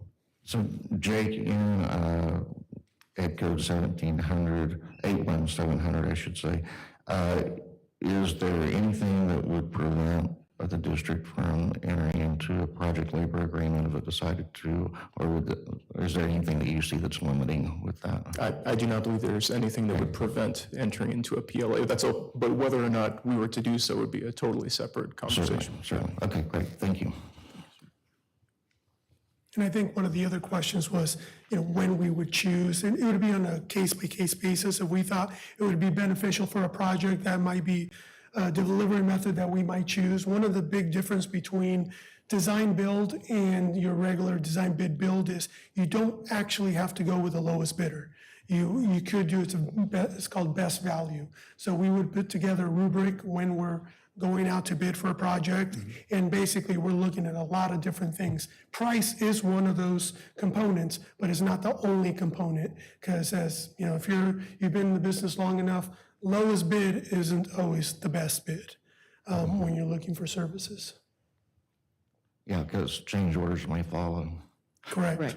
Yes, And if I can add just a little more context, in my discussions with Vice President Garcia, one of the reasons we're looking at this as an option is not just to expand the toolkit that the college has in order to complete projects, but also to use it where appropriate.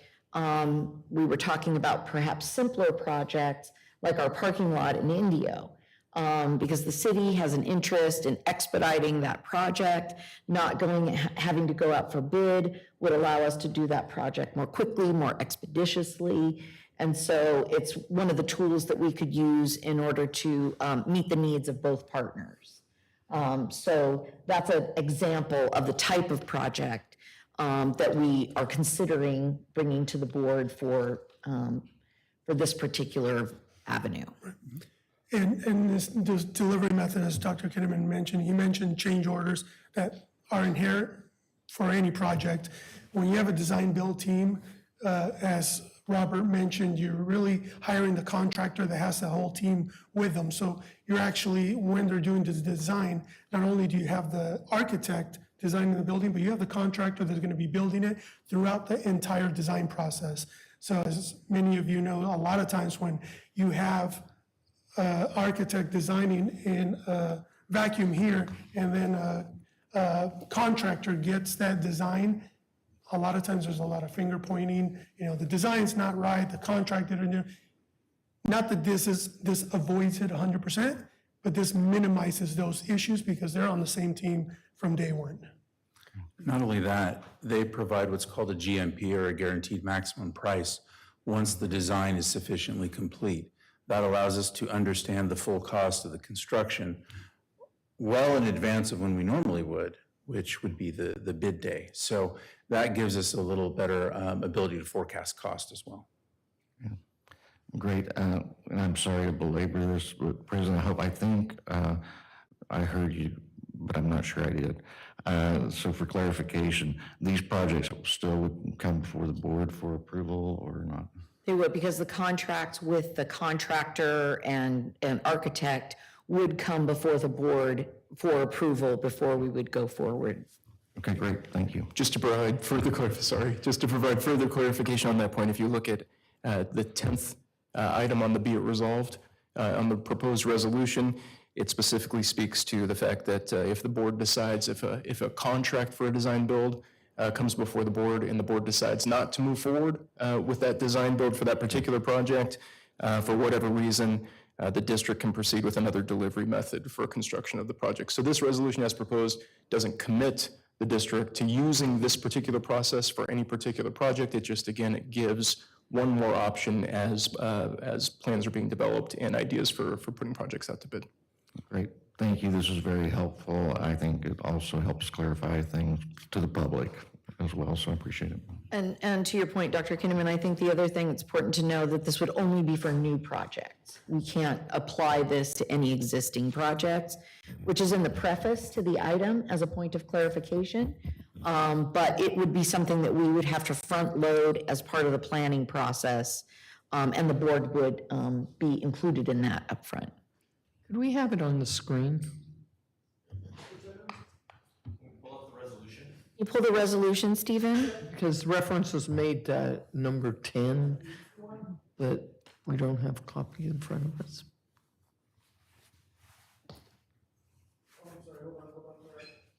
And then, I don't know, Ruben, did you have a question? It's all good. 1502? 1502. The resolution. There it is, okay, and there was item 10. It's right at the end. There it is, right there.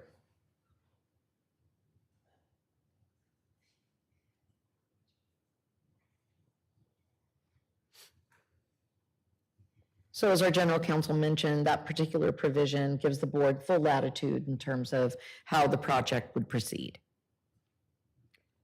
Just because we have this in our arsenal, our toolbox, it doesn't mean we have to use that particular tool. That's correct. For any particular project. That's correct. Well, actually, I do have a question. Did this come from the league, or where was this birthed? The terms and text of the resolution itself Yeah, was written by legal counsel. okay, but it's not, is it a recommendation for the league? Are we just, taking it upon ourselves to do this, or?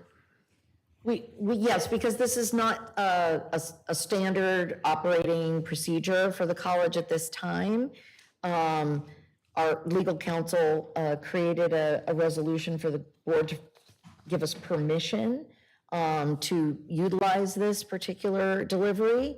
I don't know, Jake, if you have anything additional to note about that? And this delivery method is not a new delivery method. It's been around for a long It time. has. As Dr. Kinnaman said, he's had experience with it. I've had experience with it in my previous institution as well. As have I. This is just another option, like we mentioned, is to be able to utilize it if we think it's be best for any future project. I'm not gonna lie, I'm kind of on the fence. Would it be useful to have a fuller, more comprehensive presentation to the board before a resolution is called for a vote? I think so. I think I'm a little confused as to what it is that we're doing here and what we're voting on here. I appreciate the clarification that Jake provided, that this isn't a process that we wouldn't necessarily have to follow and all this, and it would still come back to the board. I appreciate that, but I think I'm just still confused as to what it is that we're doing here, and what it is that we'd be voting on. So, I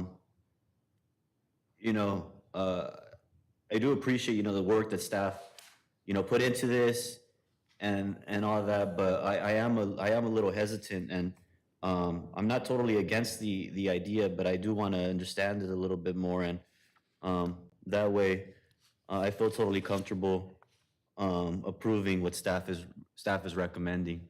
But not to dismiss any of the work or anything like that, but I think I would appreciate a little bit more information and a little bit more time to kind of process it and understand what it is that we're essentially approving today. Would you like that as part of like a study session in the next month's meeting where Mr. Rauscher and Vice President Garcia could provide a more comprehensive approach and answer additional questions after the trustees have had a chance to consider? Yeah, I think so. Question though, is there any, are we on a time crunch here? Do we need to approve this before like a certain time period in order for us to meet any sort of deadlines or anything like that? Or is this something that we can, because obviously don't want to, affect any processes or anything like that if we're, stuff is going. So now, as President Hope mentioned, we were looking to probably use this delivery method for the surface level parking lot in Indio, but I think we still have time to be able to bring it to the future board meeting for a more comprehensive discussion.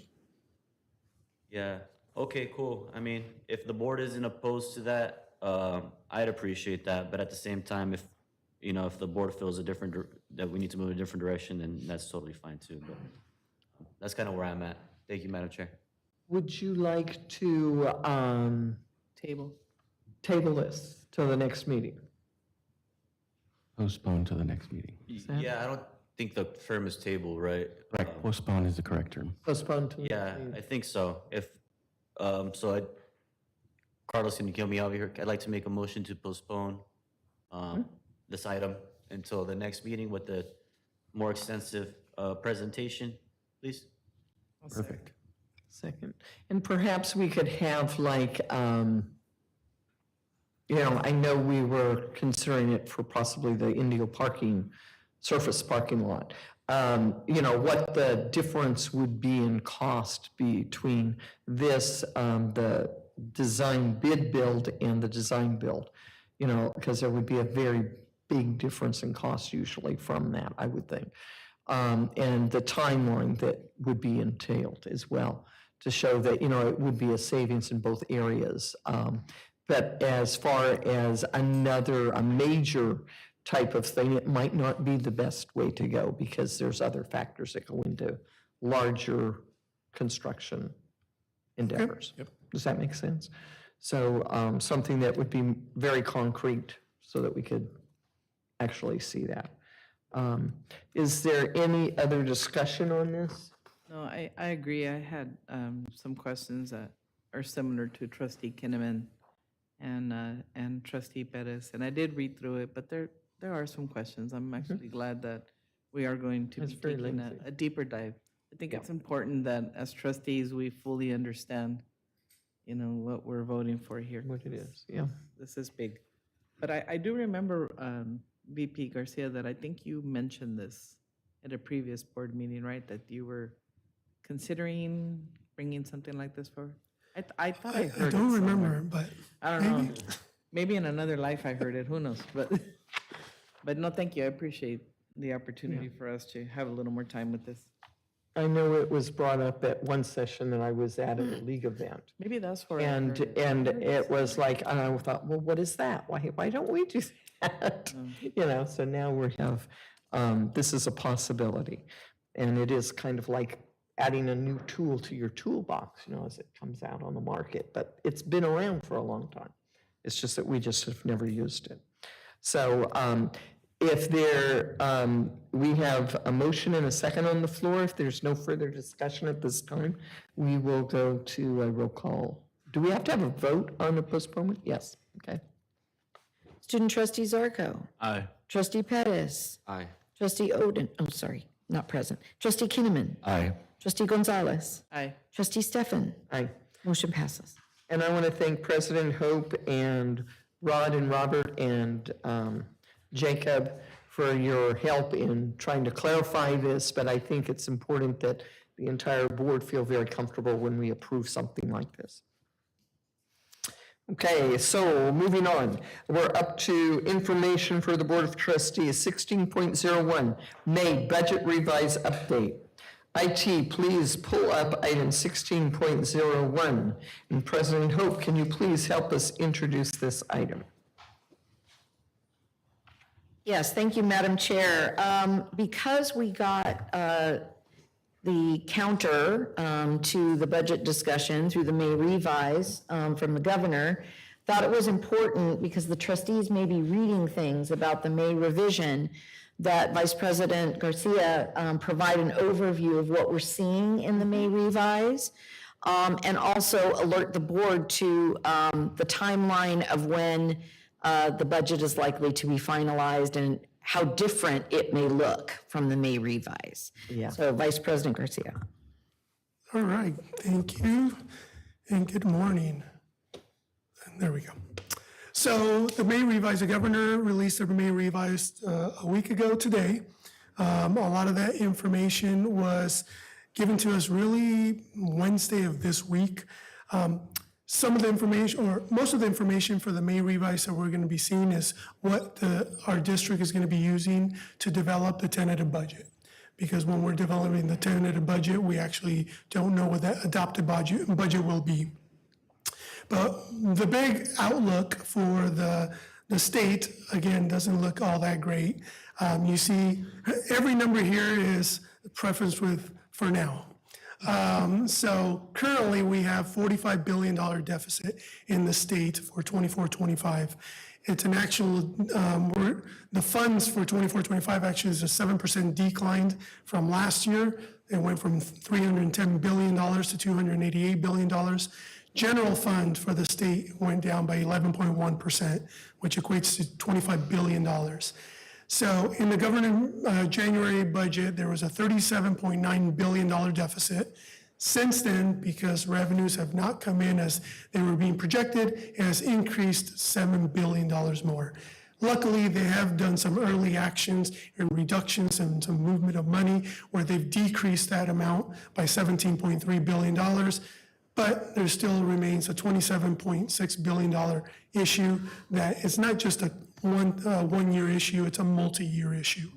And again, these numbers are just the Department of Finance and Governor Newsom's office numbers, because if you look at the legislative analyst numbers, they're $28 billion more than these numbers.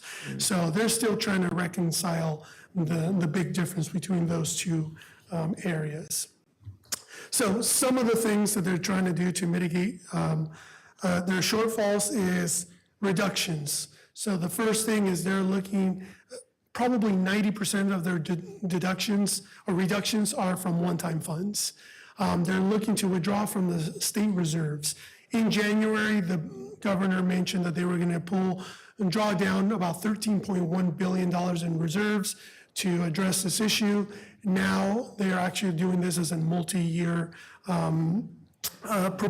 So what they're doing is they're actually only drawing down $4.2 billion for 24-25, and then the rest, which is $8.9 billion for 25-26, because again, this is a multi-year issue, not just a one-year issue. We have borrowing that they're going to be doing, deferrals. Deferrals is probably going to be the biggest impact that community colleges and K-12s get, because as you'll see later in the slides, we actually weren't affected as much as other organizations in the state. So, but deferrals is going to be a key component for us, because not only do they defer funds within the year, meaning that they won't give us the funds at the beginning, they'll give it to the end. Some of these deferrals are till next year as well. So again, as I mentioned in previous presentations, having a healthy fund balance is key to be able to get through all these deferrals. Shift in cost, they're moving costs out of the general fund. And then they're also deferring increases to UCs and Cal States, which were supposed to receive, I believe, around a 5% increase. Those are also being deferred. So what does that mean for community colleges? So as I mentioned, it focuses on stability. So there's no major reductions in programs or services. They're drawing down from reserves and operational savings. Some of the ongoing investments are in the budget for now is a slight increase to community colleges in general by 2.2%, and really no increase in general funds. There is a 1.07% COLA in the funding model, which is an increase from the 0.76%, as well as a COLA for certain categoricals, and they're really the typical ones that we never usually get every year, which is EOPS, CalWorks, CalGrant, Foster Youth Apprenticeship. It's really, I would probably say 5% of our total categoricals actually receive COLAs. All the other ones, once these increases go in place, they just have to figure out how to make ends meet. And then we also have the 0.5% of growth. At this point, it doesn't really affect us because we're still in stability. We're not really truly in growth mode. But some districts out there are in growth. So this is actually capping how much you can actually grow in a year. So some of the other one-time investments in the January budget, there was $60 million for expansion in nursing program capacity. That's still there. And on top of that, they added other things, as you see here, $12 million for expansion of e-transcripts California, $12 million for Common Cloud Data Platform demonstration projects, $6 million for mapping pathways for credit for prior learning, $5 million pathways for low-income workers demonstration projects, and then $29 million for capital outlay funding projects, Prop 51. And for those who don't know what that is it's a state bond that's passed.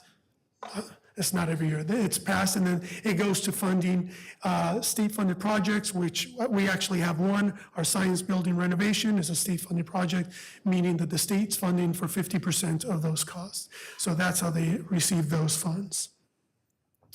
One of the other things, so when we're talking about system-wide numbers, if you ever wonder, okay, $60 million, what does that mean for College of the Desert?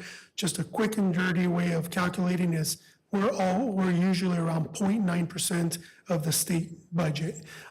That's primarily if they're allocating by FTS. If they're choosing different ways of allocating, then that 0.9 won't be accurate. But for the most part, 0.9, if somebody ever throws out a statewide number, we're usually 0.9% of that number. So potential unknowns. Currently, I spoke about this a couple of meetings ago. 23-24, there is a 3.55% deficit. What does that mean for College of the Desert? $3.3 million, meaning what we build our budget this current year is now potentially being shorted by $3.3 million in revenue, which creates a problem because normally we we build our expense budget based on what we think we're gonna be receiving. And if we're not gonna be receiving this, that's an issue. We have had conversations with the Chancellor's Office. They do believe that this number is gonna go down, but it's probably not gonna be eliminated because some of the EPA funds, and for those that don't know, the EPA funds that was passed probably like 10 years ago, where they increased sales tax and income tax to be able to provide for additional funds. Those revenues, again, are coming in shorter than they expected. So we're probably going to see that 3.55% reduced, but not eliminated. So that's something that we're going to have to look at. Unspent one-time funds.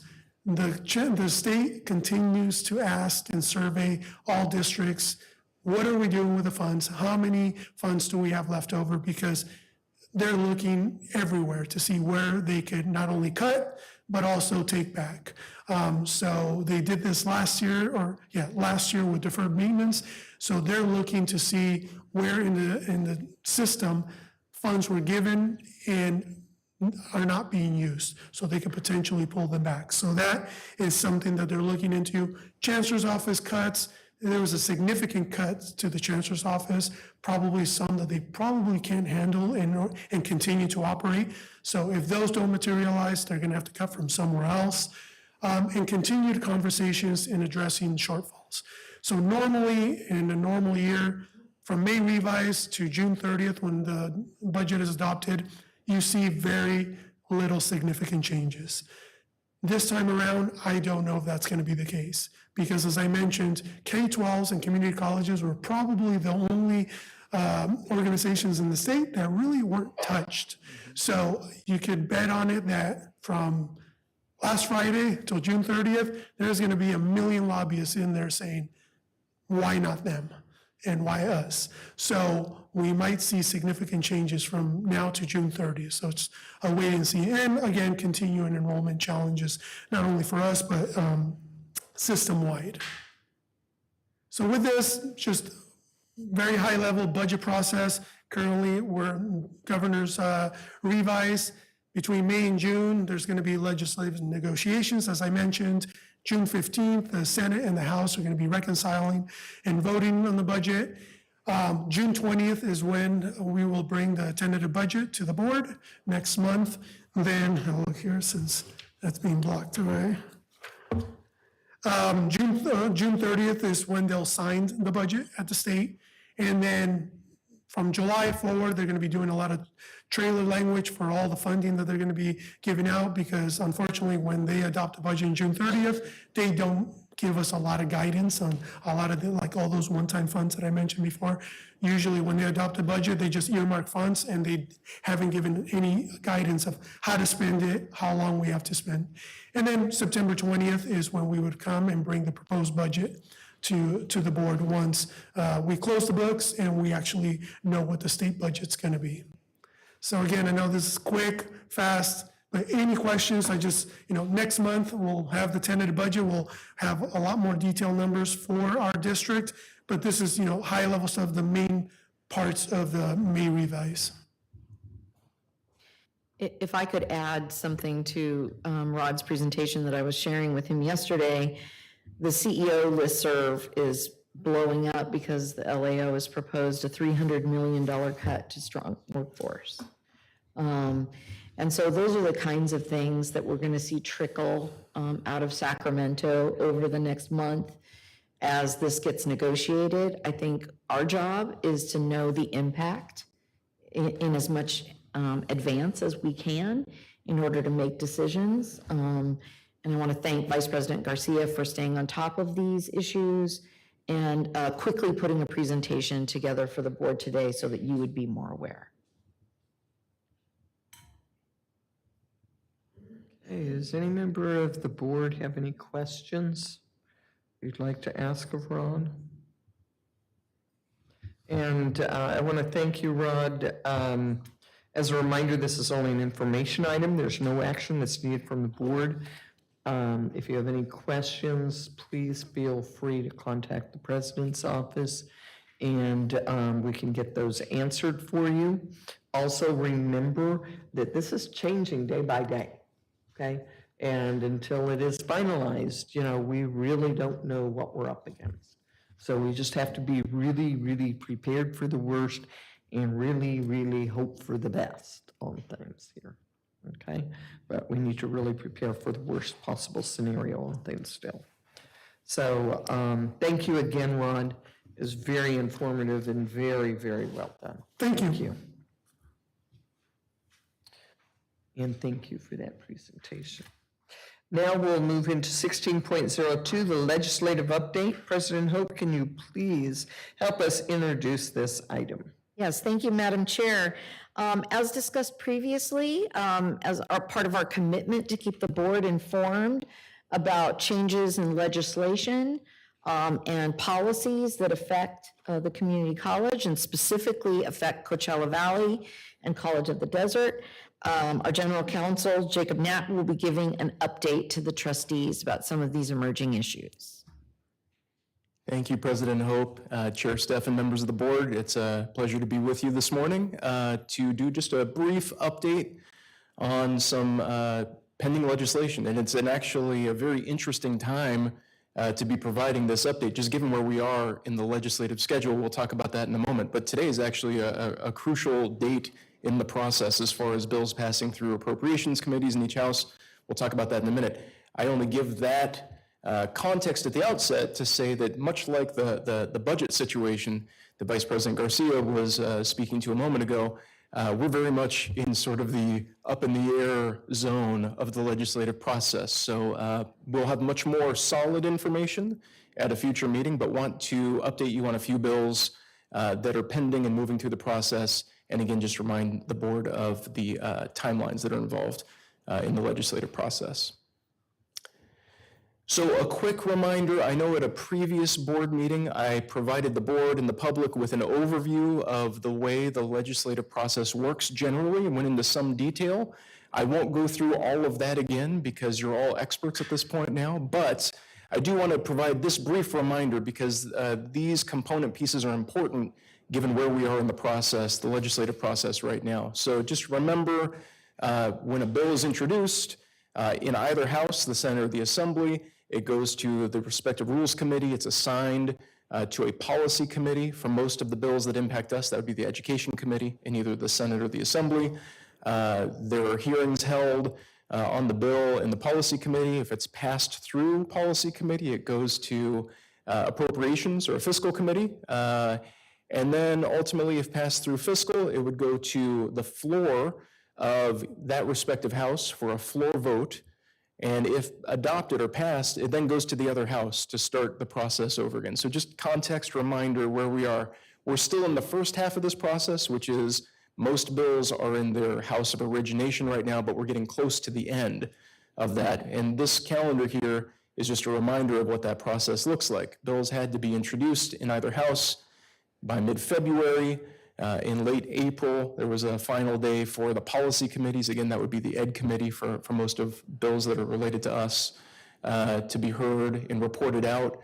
May 17th, a date that might sound very familiar since we're sitting on it right now, is the last day for the fiscal committees to hear and report out to the floor. So we will be getting more information today, maybe as we speak, as to bills that are being passed out of fiscal.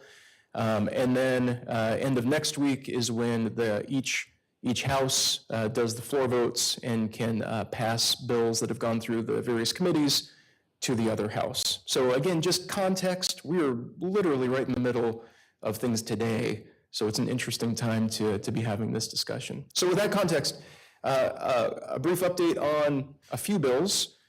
We discussed previously SB 895, and just as a reminder, this is the bill that would establish a Bachelor of Science in Nursing pilot program. I think it's very exciting, supported by COD for obvious reasons, and by the Community College League of California.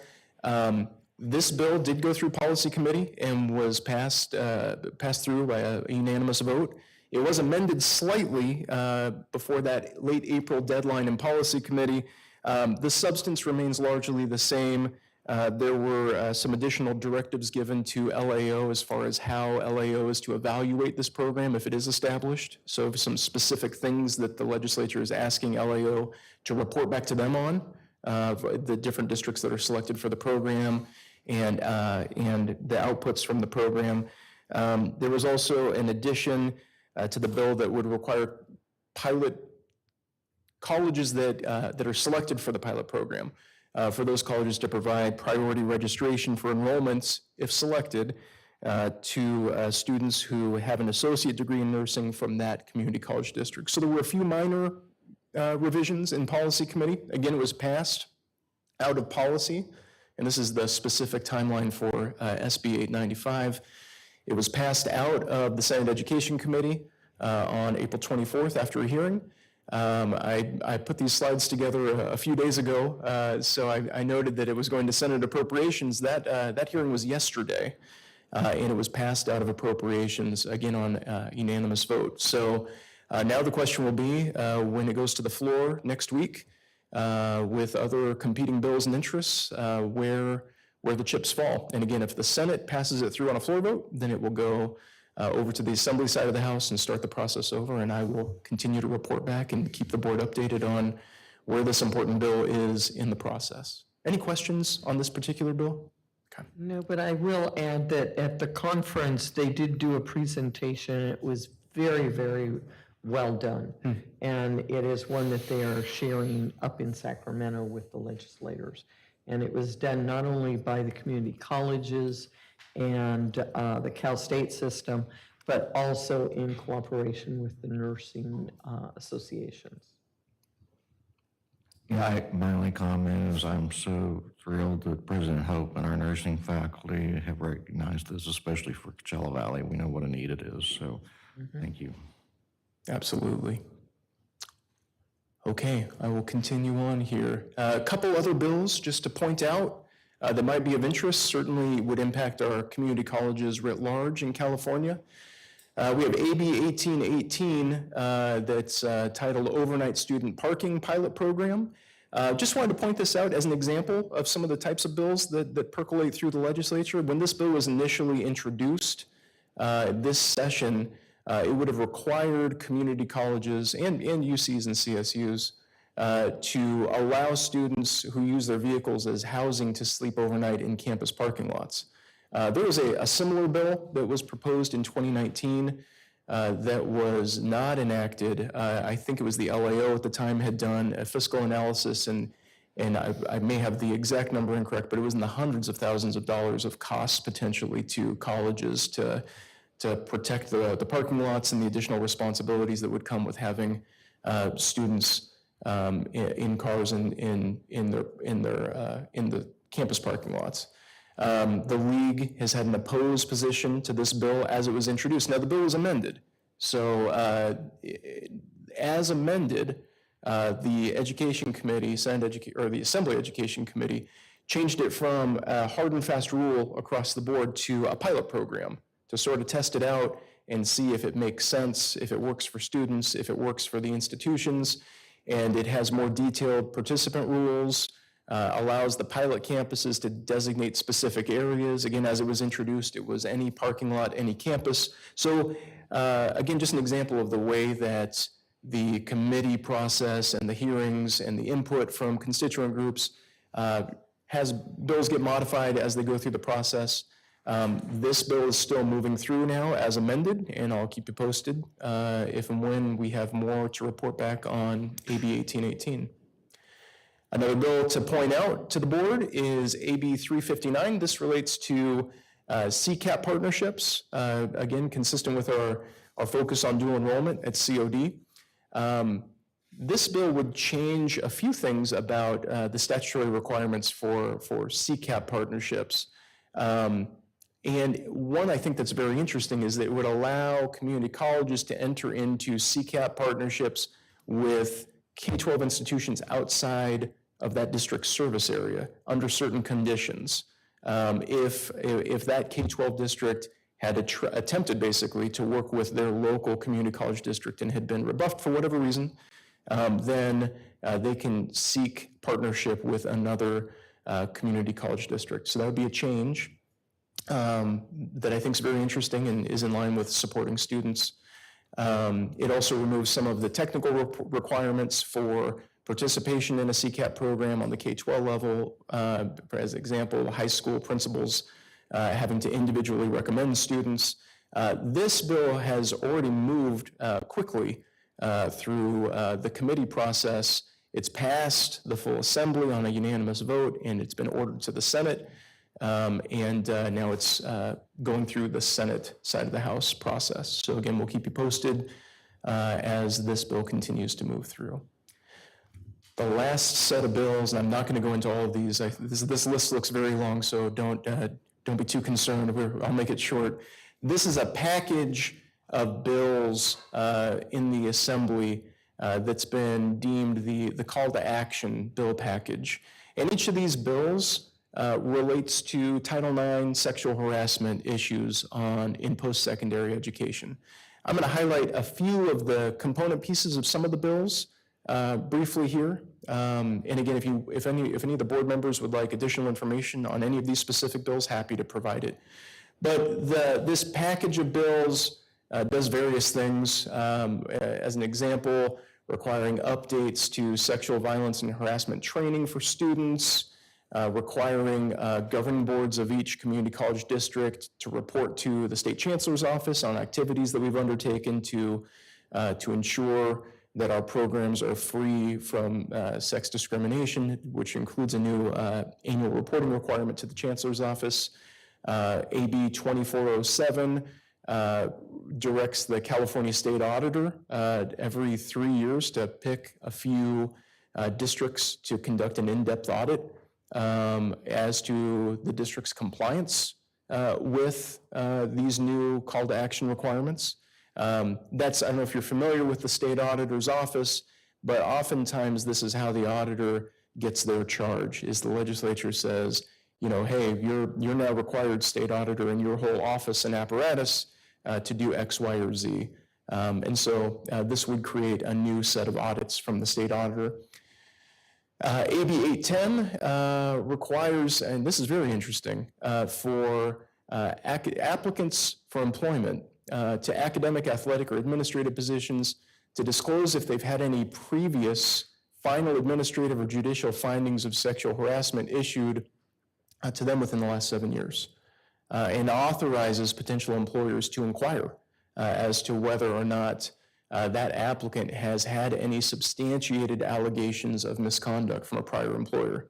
So this would be a change, and I personally think it's good policy, and it would give COD the ability to dig in a little bit more and find out about any questionable background for any potential applicants to positions. Again, more detail to come. These are still in bill form, but working their way through. And then, again, there's a whole raft of different requirements. But I want you to be aware that there's this call of action slate of bills that's moving its way through.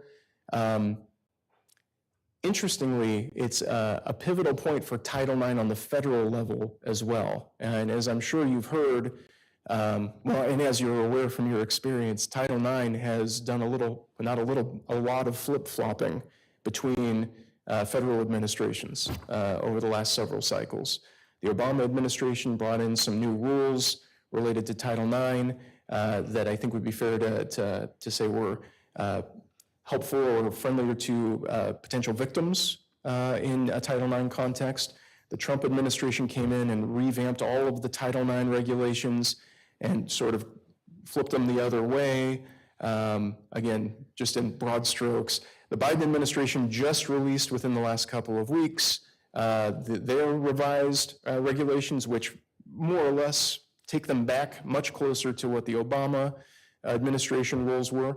So we'll continue to monitor this, but I wanted to give the board a heads up that we will be making changes to our Title IX policies to make sure we're in compliance with the new Biden administration requirements. So be looking forward to those in the fall after they go through the appropriate processes with the campus community.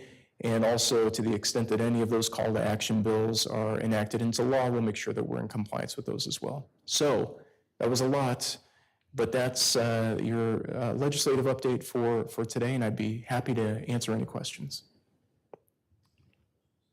Anyone have any questions?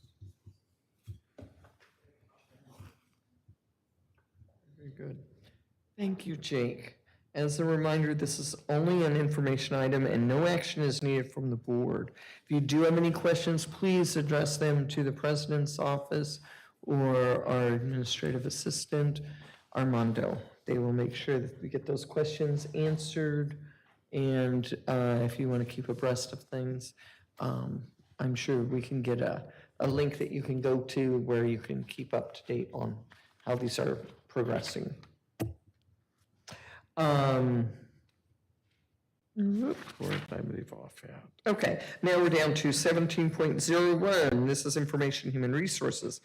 Equal Opportunity Employment EEO Plan Feedback from the Chancellor's Office.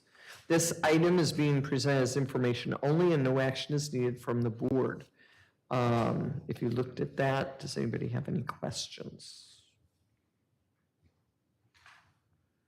And then we get to 18.01. This is the 2023-2024 CCFS 311, 3110 Quarterly Financial Status Report. This item is being presented as information only. If there are questions, we can address them. Otherwise, no action is needed from the board. Are there any questions?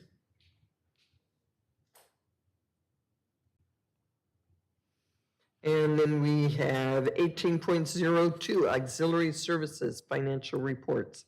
This item is presented as information only again, and there's no action that is needed from the board. If there are questions, we can address them. Does anyone on the board have any questions regarding this? Seeing none, we'll move on. 19.01. This is information under instruction, academic senate resolutions. This item is being presented as information only. No action is needed from the board.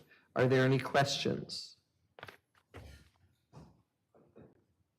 And then we get to item 20. This is a discussion item for the Board of Trustees. It is concerning the Indio tour. President Hope, can you please help us provide some context for this item? Yes, thank you, Madam Chair. As I mentioned earlier this month, we offered a tour of the Indio expansion to our friends and colleagues in the Indio area. But I also thought there might be an interest among the trustees to tour the Indio facility once it's ready for us to inhabit. It's still a bit dusty. I think Director Enders can probably attest to that. But what we were thinking is closer to July, we'd like to arrange a tour, perhaps after one of the board meetings, to go and view the progress, the exciting progress on the Indio expansion. So if I can get some feedback on that, that would be very helpful. Okay. I was told the air conditioning was working the day that we went through it, and I can verify it was not. But we will make sure that before a tour, the air conditioning is working. And if not, just warn us so we can dress appropriately. Yes. Summer wears. Yes, yes, yes, yes. We will not be, we will start to inhabit the building in August, and so we're going to be doing moving essentially over the summer. We have furniture starting to acclimate. We've got, you know, some wires and stuff hanging right now. So now is not the greatest time.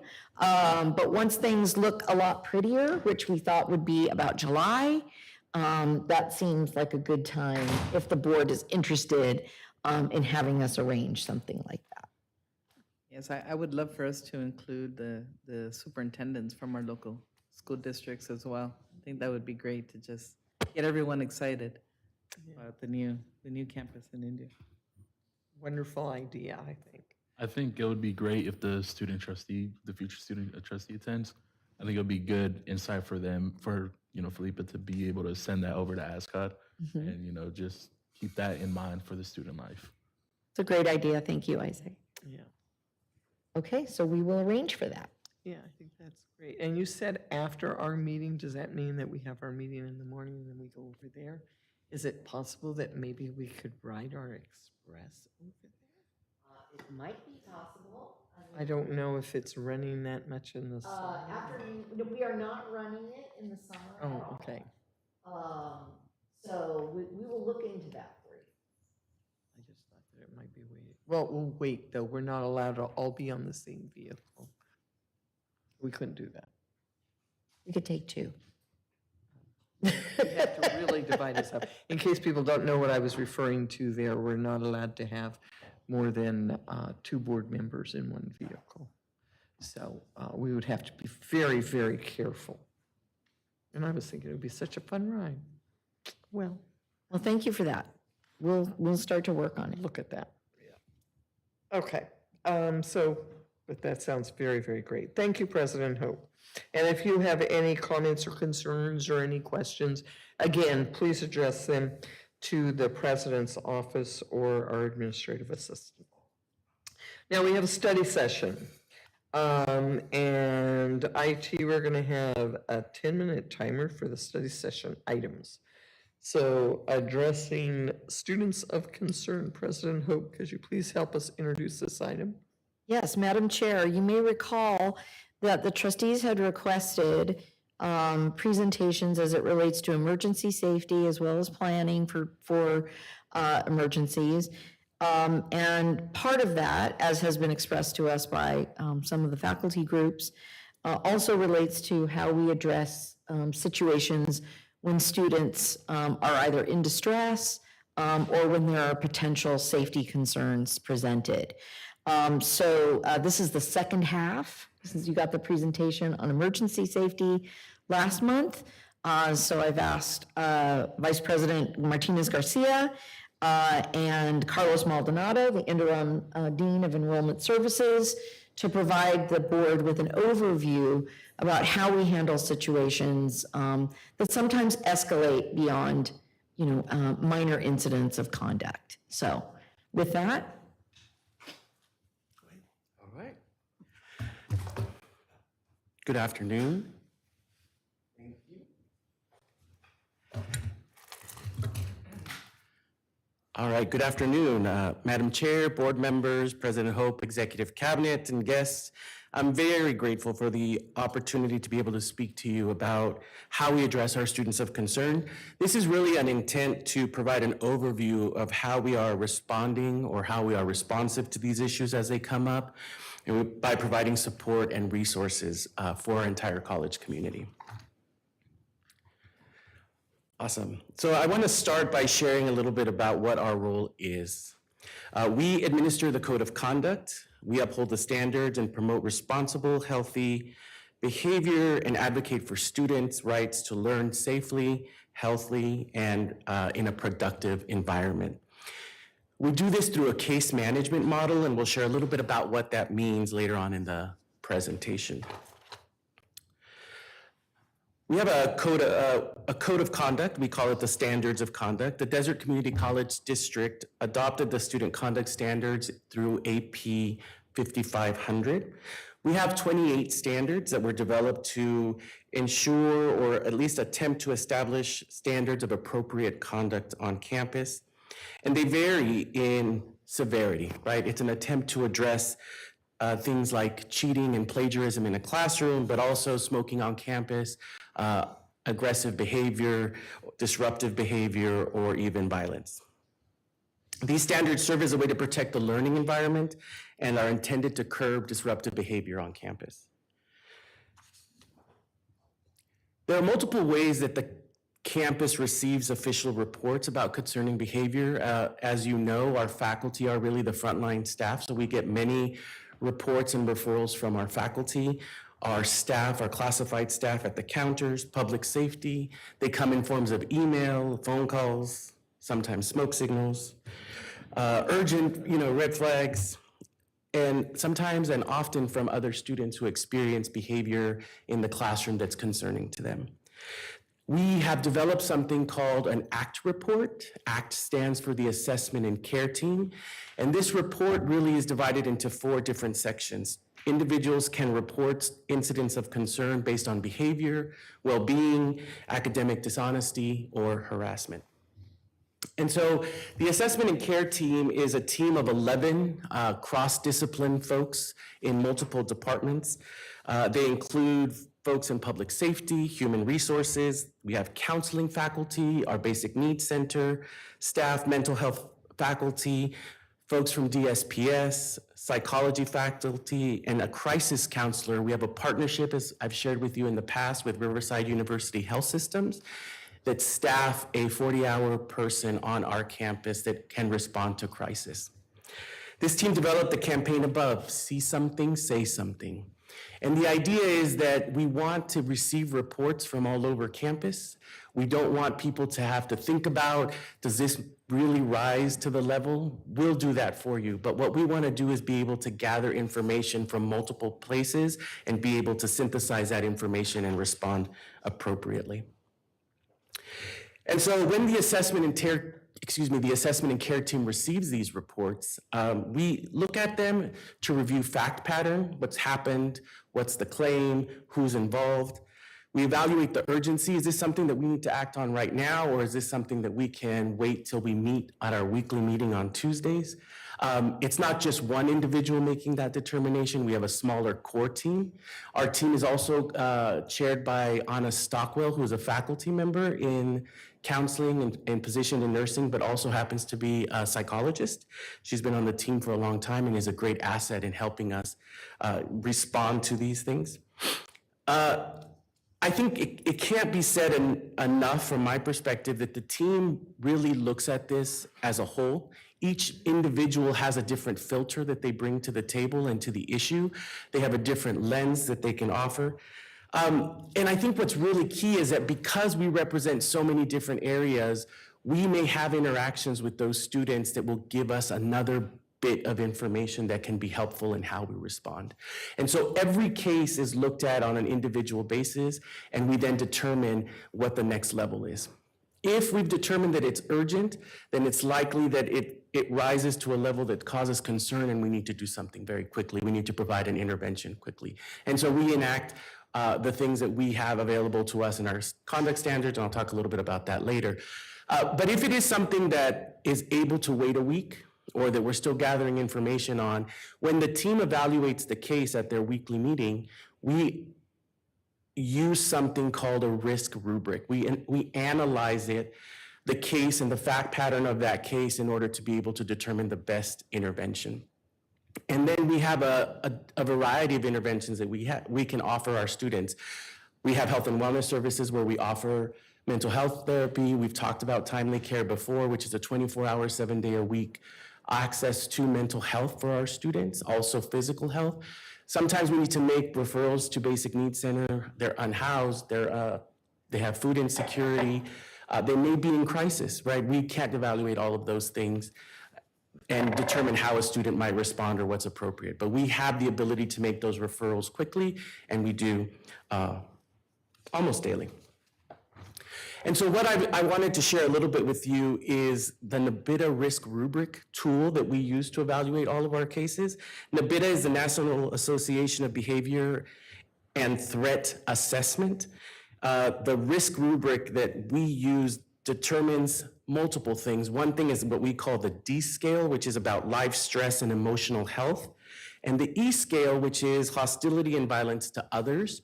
And then after we've assessed both of those things, we're able to do an overall assessment or what we call a general summary that provides a summation of overall risk. So that's when we evaluate other facts that come into the case, and we can assign it a mild, moderate, elevated, or critical response. And each one of those overall summaries has a list of interventions that we would have to enact. Sometimes if something is high, we may do something called a CIVRA 35, which is a threat and risk assessment that we can administer. It's a series of 35 questions that allows us to rate that incident or that individual and to determine threat level. I think it's important to understand that we also evaluate at multiple stages of the incident. So sometimes we might get something into us and we elevate it, or it's a higher risk rubric, and then we get more facts and we might reevaluate that and lower the score. So at every intervention, we're looking at the case to make sure we're assigning it the right rubric. The case management model, I think, really is a very large investment that the district made in caring about our students. We understand that students come from different shapes and have different needs, and we really do try to provide a holistic way to attend to those needs. So what you see here is that really at the center for us and for these purposes is our students, and a lot of things can happen at the same time. A case could come to us as a discipline case, and we will administer the code of conduct because that's our responsibility. But in that intervention, we might find out that the student is unhoused, may need to be connected to basic needs, maybe need to be connected to a therapist. We're able to do that. And so all of those things run simultaneously. It's important that we have a holistic approach for our students and that we care about the wraparound services that we've made a lot of investment in. I think it's important that the district understands that we have a lot of options that we can administer or that we can enforce. I want to share two examples with you that I think are key. First is that the student is able to be removed from class by the faculty member. If a faculty member determines that the student is disruptive and needs to be able to have that student out of class in order to continue with the learning environment, they are able to do that for 2 class sessions. That's in our AP as well, and is provided by Education Code. And it's intended for there to be an intervention between the student and the faculty and a conversation about what's expected in the classroom. Our other option that we sometimes use is a withdrawal of consent. So if something is elevated to be a safety concern, or that we feel that the behavior is disruptive in order to operate the district or the college safely, we can issue this. Sanction.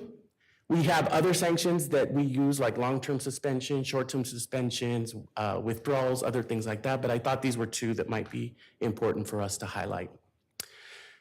The other piece is, I think I just wanted to roughly explain our conduct process, because that is important in this case.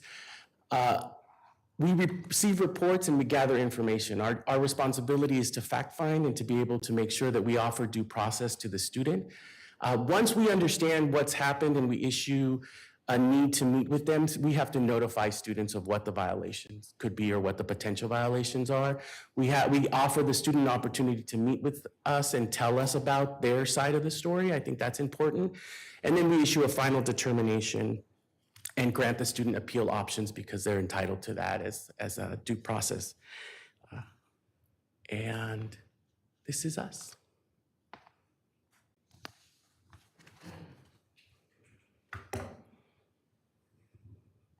Thank you, Carlos. Great job.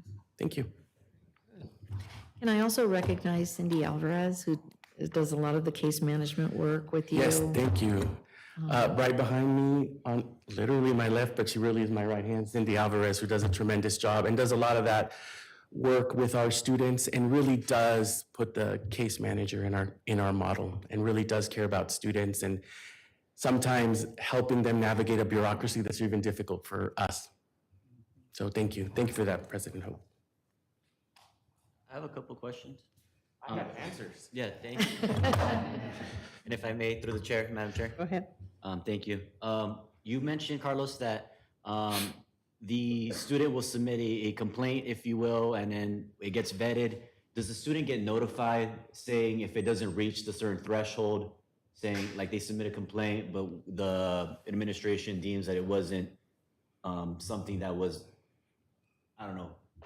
To be elevated. To be elevated to that extent. Does the student get notified saying that, that there wasn't much there, we committed an investigation, but unfortunately we're not gonna this isn't gonna be elevated to the next level? Does something like that happen? Yeah, it does.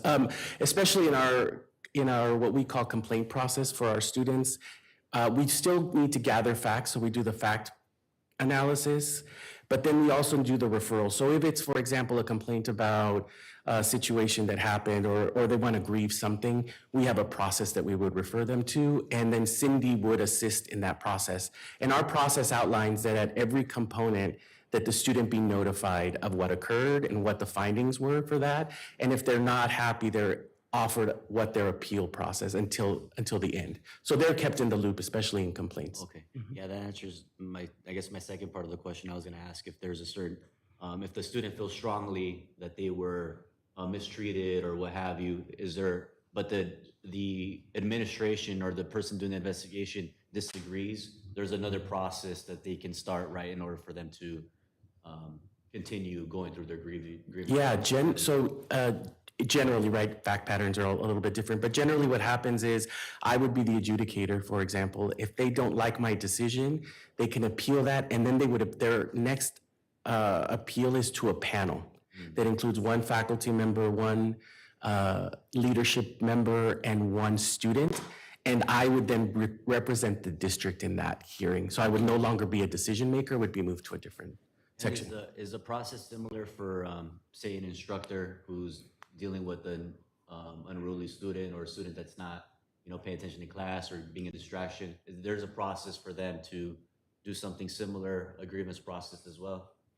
Yeah, and if I don't answer it exactly, it's because I'm missing a piece, I think. But if a faculty member refers a student to us for conduct issues, we would adjudicate that case. So we would do an investigation. We would work with the faculty for them to provide the facts that they have and the evidence, for lack of a better term, and then we would make a decision.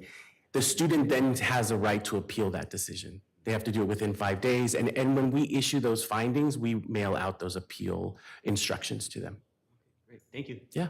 Trustee Perez, if I can also add, it's actually really appropriate that we're hearing this presentation. At the same time, we had a resolution about mental health awareness, because we are seeing increasing numbers of disruptive behavior and issues of wellness that are affecting our students. And one of the things, we talked a little bit about the communication that occurs, but we also are working on ways that we can be better communicators when faculty do bring those issues forward and say, this is a problem and I might need some help. Vice President Martinez Garcia and I have talked about how we can close that loop a little bit better for faculty or staff who bring those issues forward to us. We are also having a classroom management session in fall for Flex, because students are different, they change over time, and making sure that the faculty and staff have the tools that they need to address classroom management so that it doesn't escalate, is another approach that we're trying to take. So I don't know if that helps, but I wanted to add that. Yes, thank you. Any other questions from any board members or anything? Well, I want to thank both Val and Carlos for this presentation. It is very, very informative and very, very important that we hear that. Thank you very much. And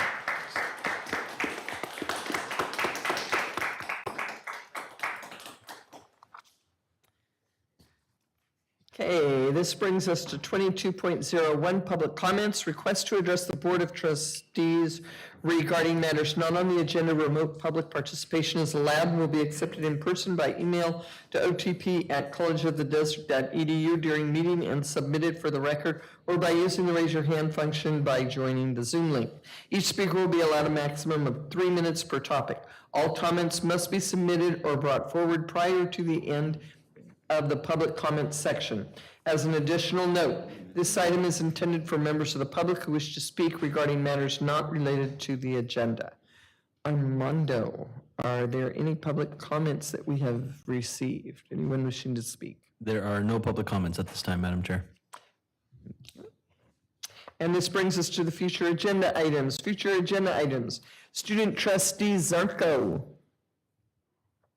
Anything that you'd like to see on the future agenda item? Nah.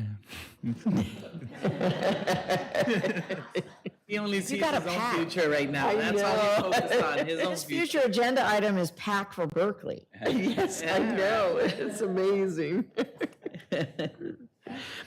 Trustee Perez. Not at this time, Madam Chair, thank you. Trustee Eden isn't with us today, but he can write something in if there's something he'd like to see. Trustee Kinnaman Nothing at this time, Trustee Stefan, thank you. and Trustee Gonzalez. No, I think I have a few in the queue, so. And myself, I just want to see that new Indio campus. Okay, at this time, we will be taking a 15-minute recess, and then we will reconvene, or we will then open up in closed session at approximately 12:30. And so the board will now recess, take a short break, and then return to closed session in 15 minutes. A live feed of this meeting will continue. The board members and President Hope, I ask that you please join closed session at 12:30, and see you all in a little bit. Recess.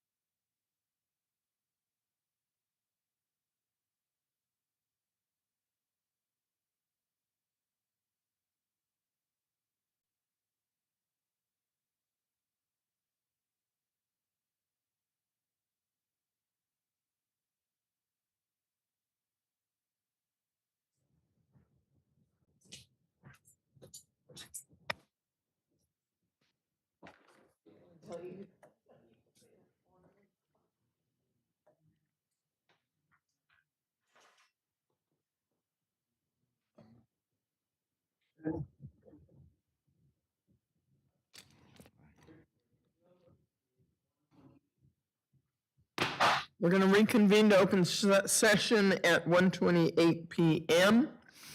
And I have some information from closed session to report out. First off, in a prior closed session of the Board of Trustees, the board voted 5-0 to approve a global settlement of all claims with the district's former Vice President of Student Services with a payment of $500,000 plus the monetary value of the claimant's secured vacation upon resignation. In a prior closed session, the Board of Trustees, the board voted 3-0 with trustees Gonzalez, Oden, and Steffen present to approve the settlement of case number PSC 1904248 with a payment of $2,717,161.62 in exchange for a general release of all claims, including resolution of plaintiff's trial court judgment against the district. And on May 17th, 2024, the Board of Trustees of the Desert Community College District unanimously took action to place a custodian employed at College of the Desert on compulsory leave pursuant to sections 19.2.2 and 19.2.3 of the collective bargaining agreement between the Desert Community College District and the California School Employees Association.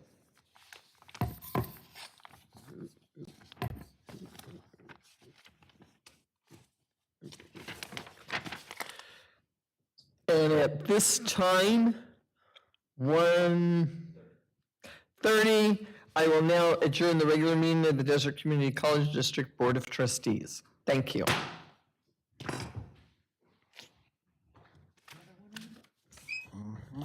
Yeah.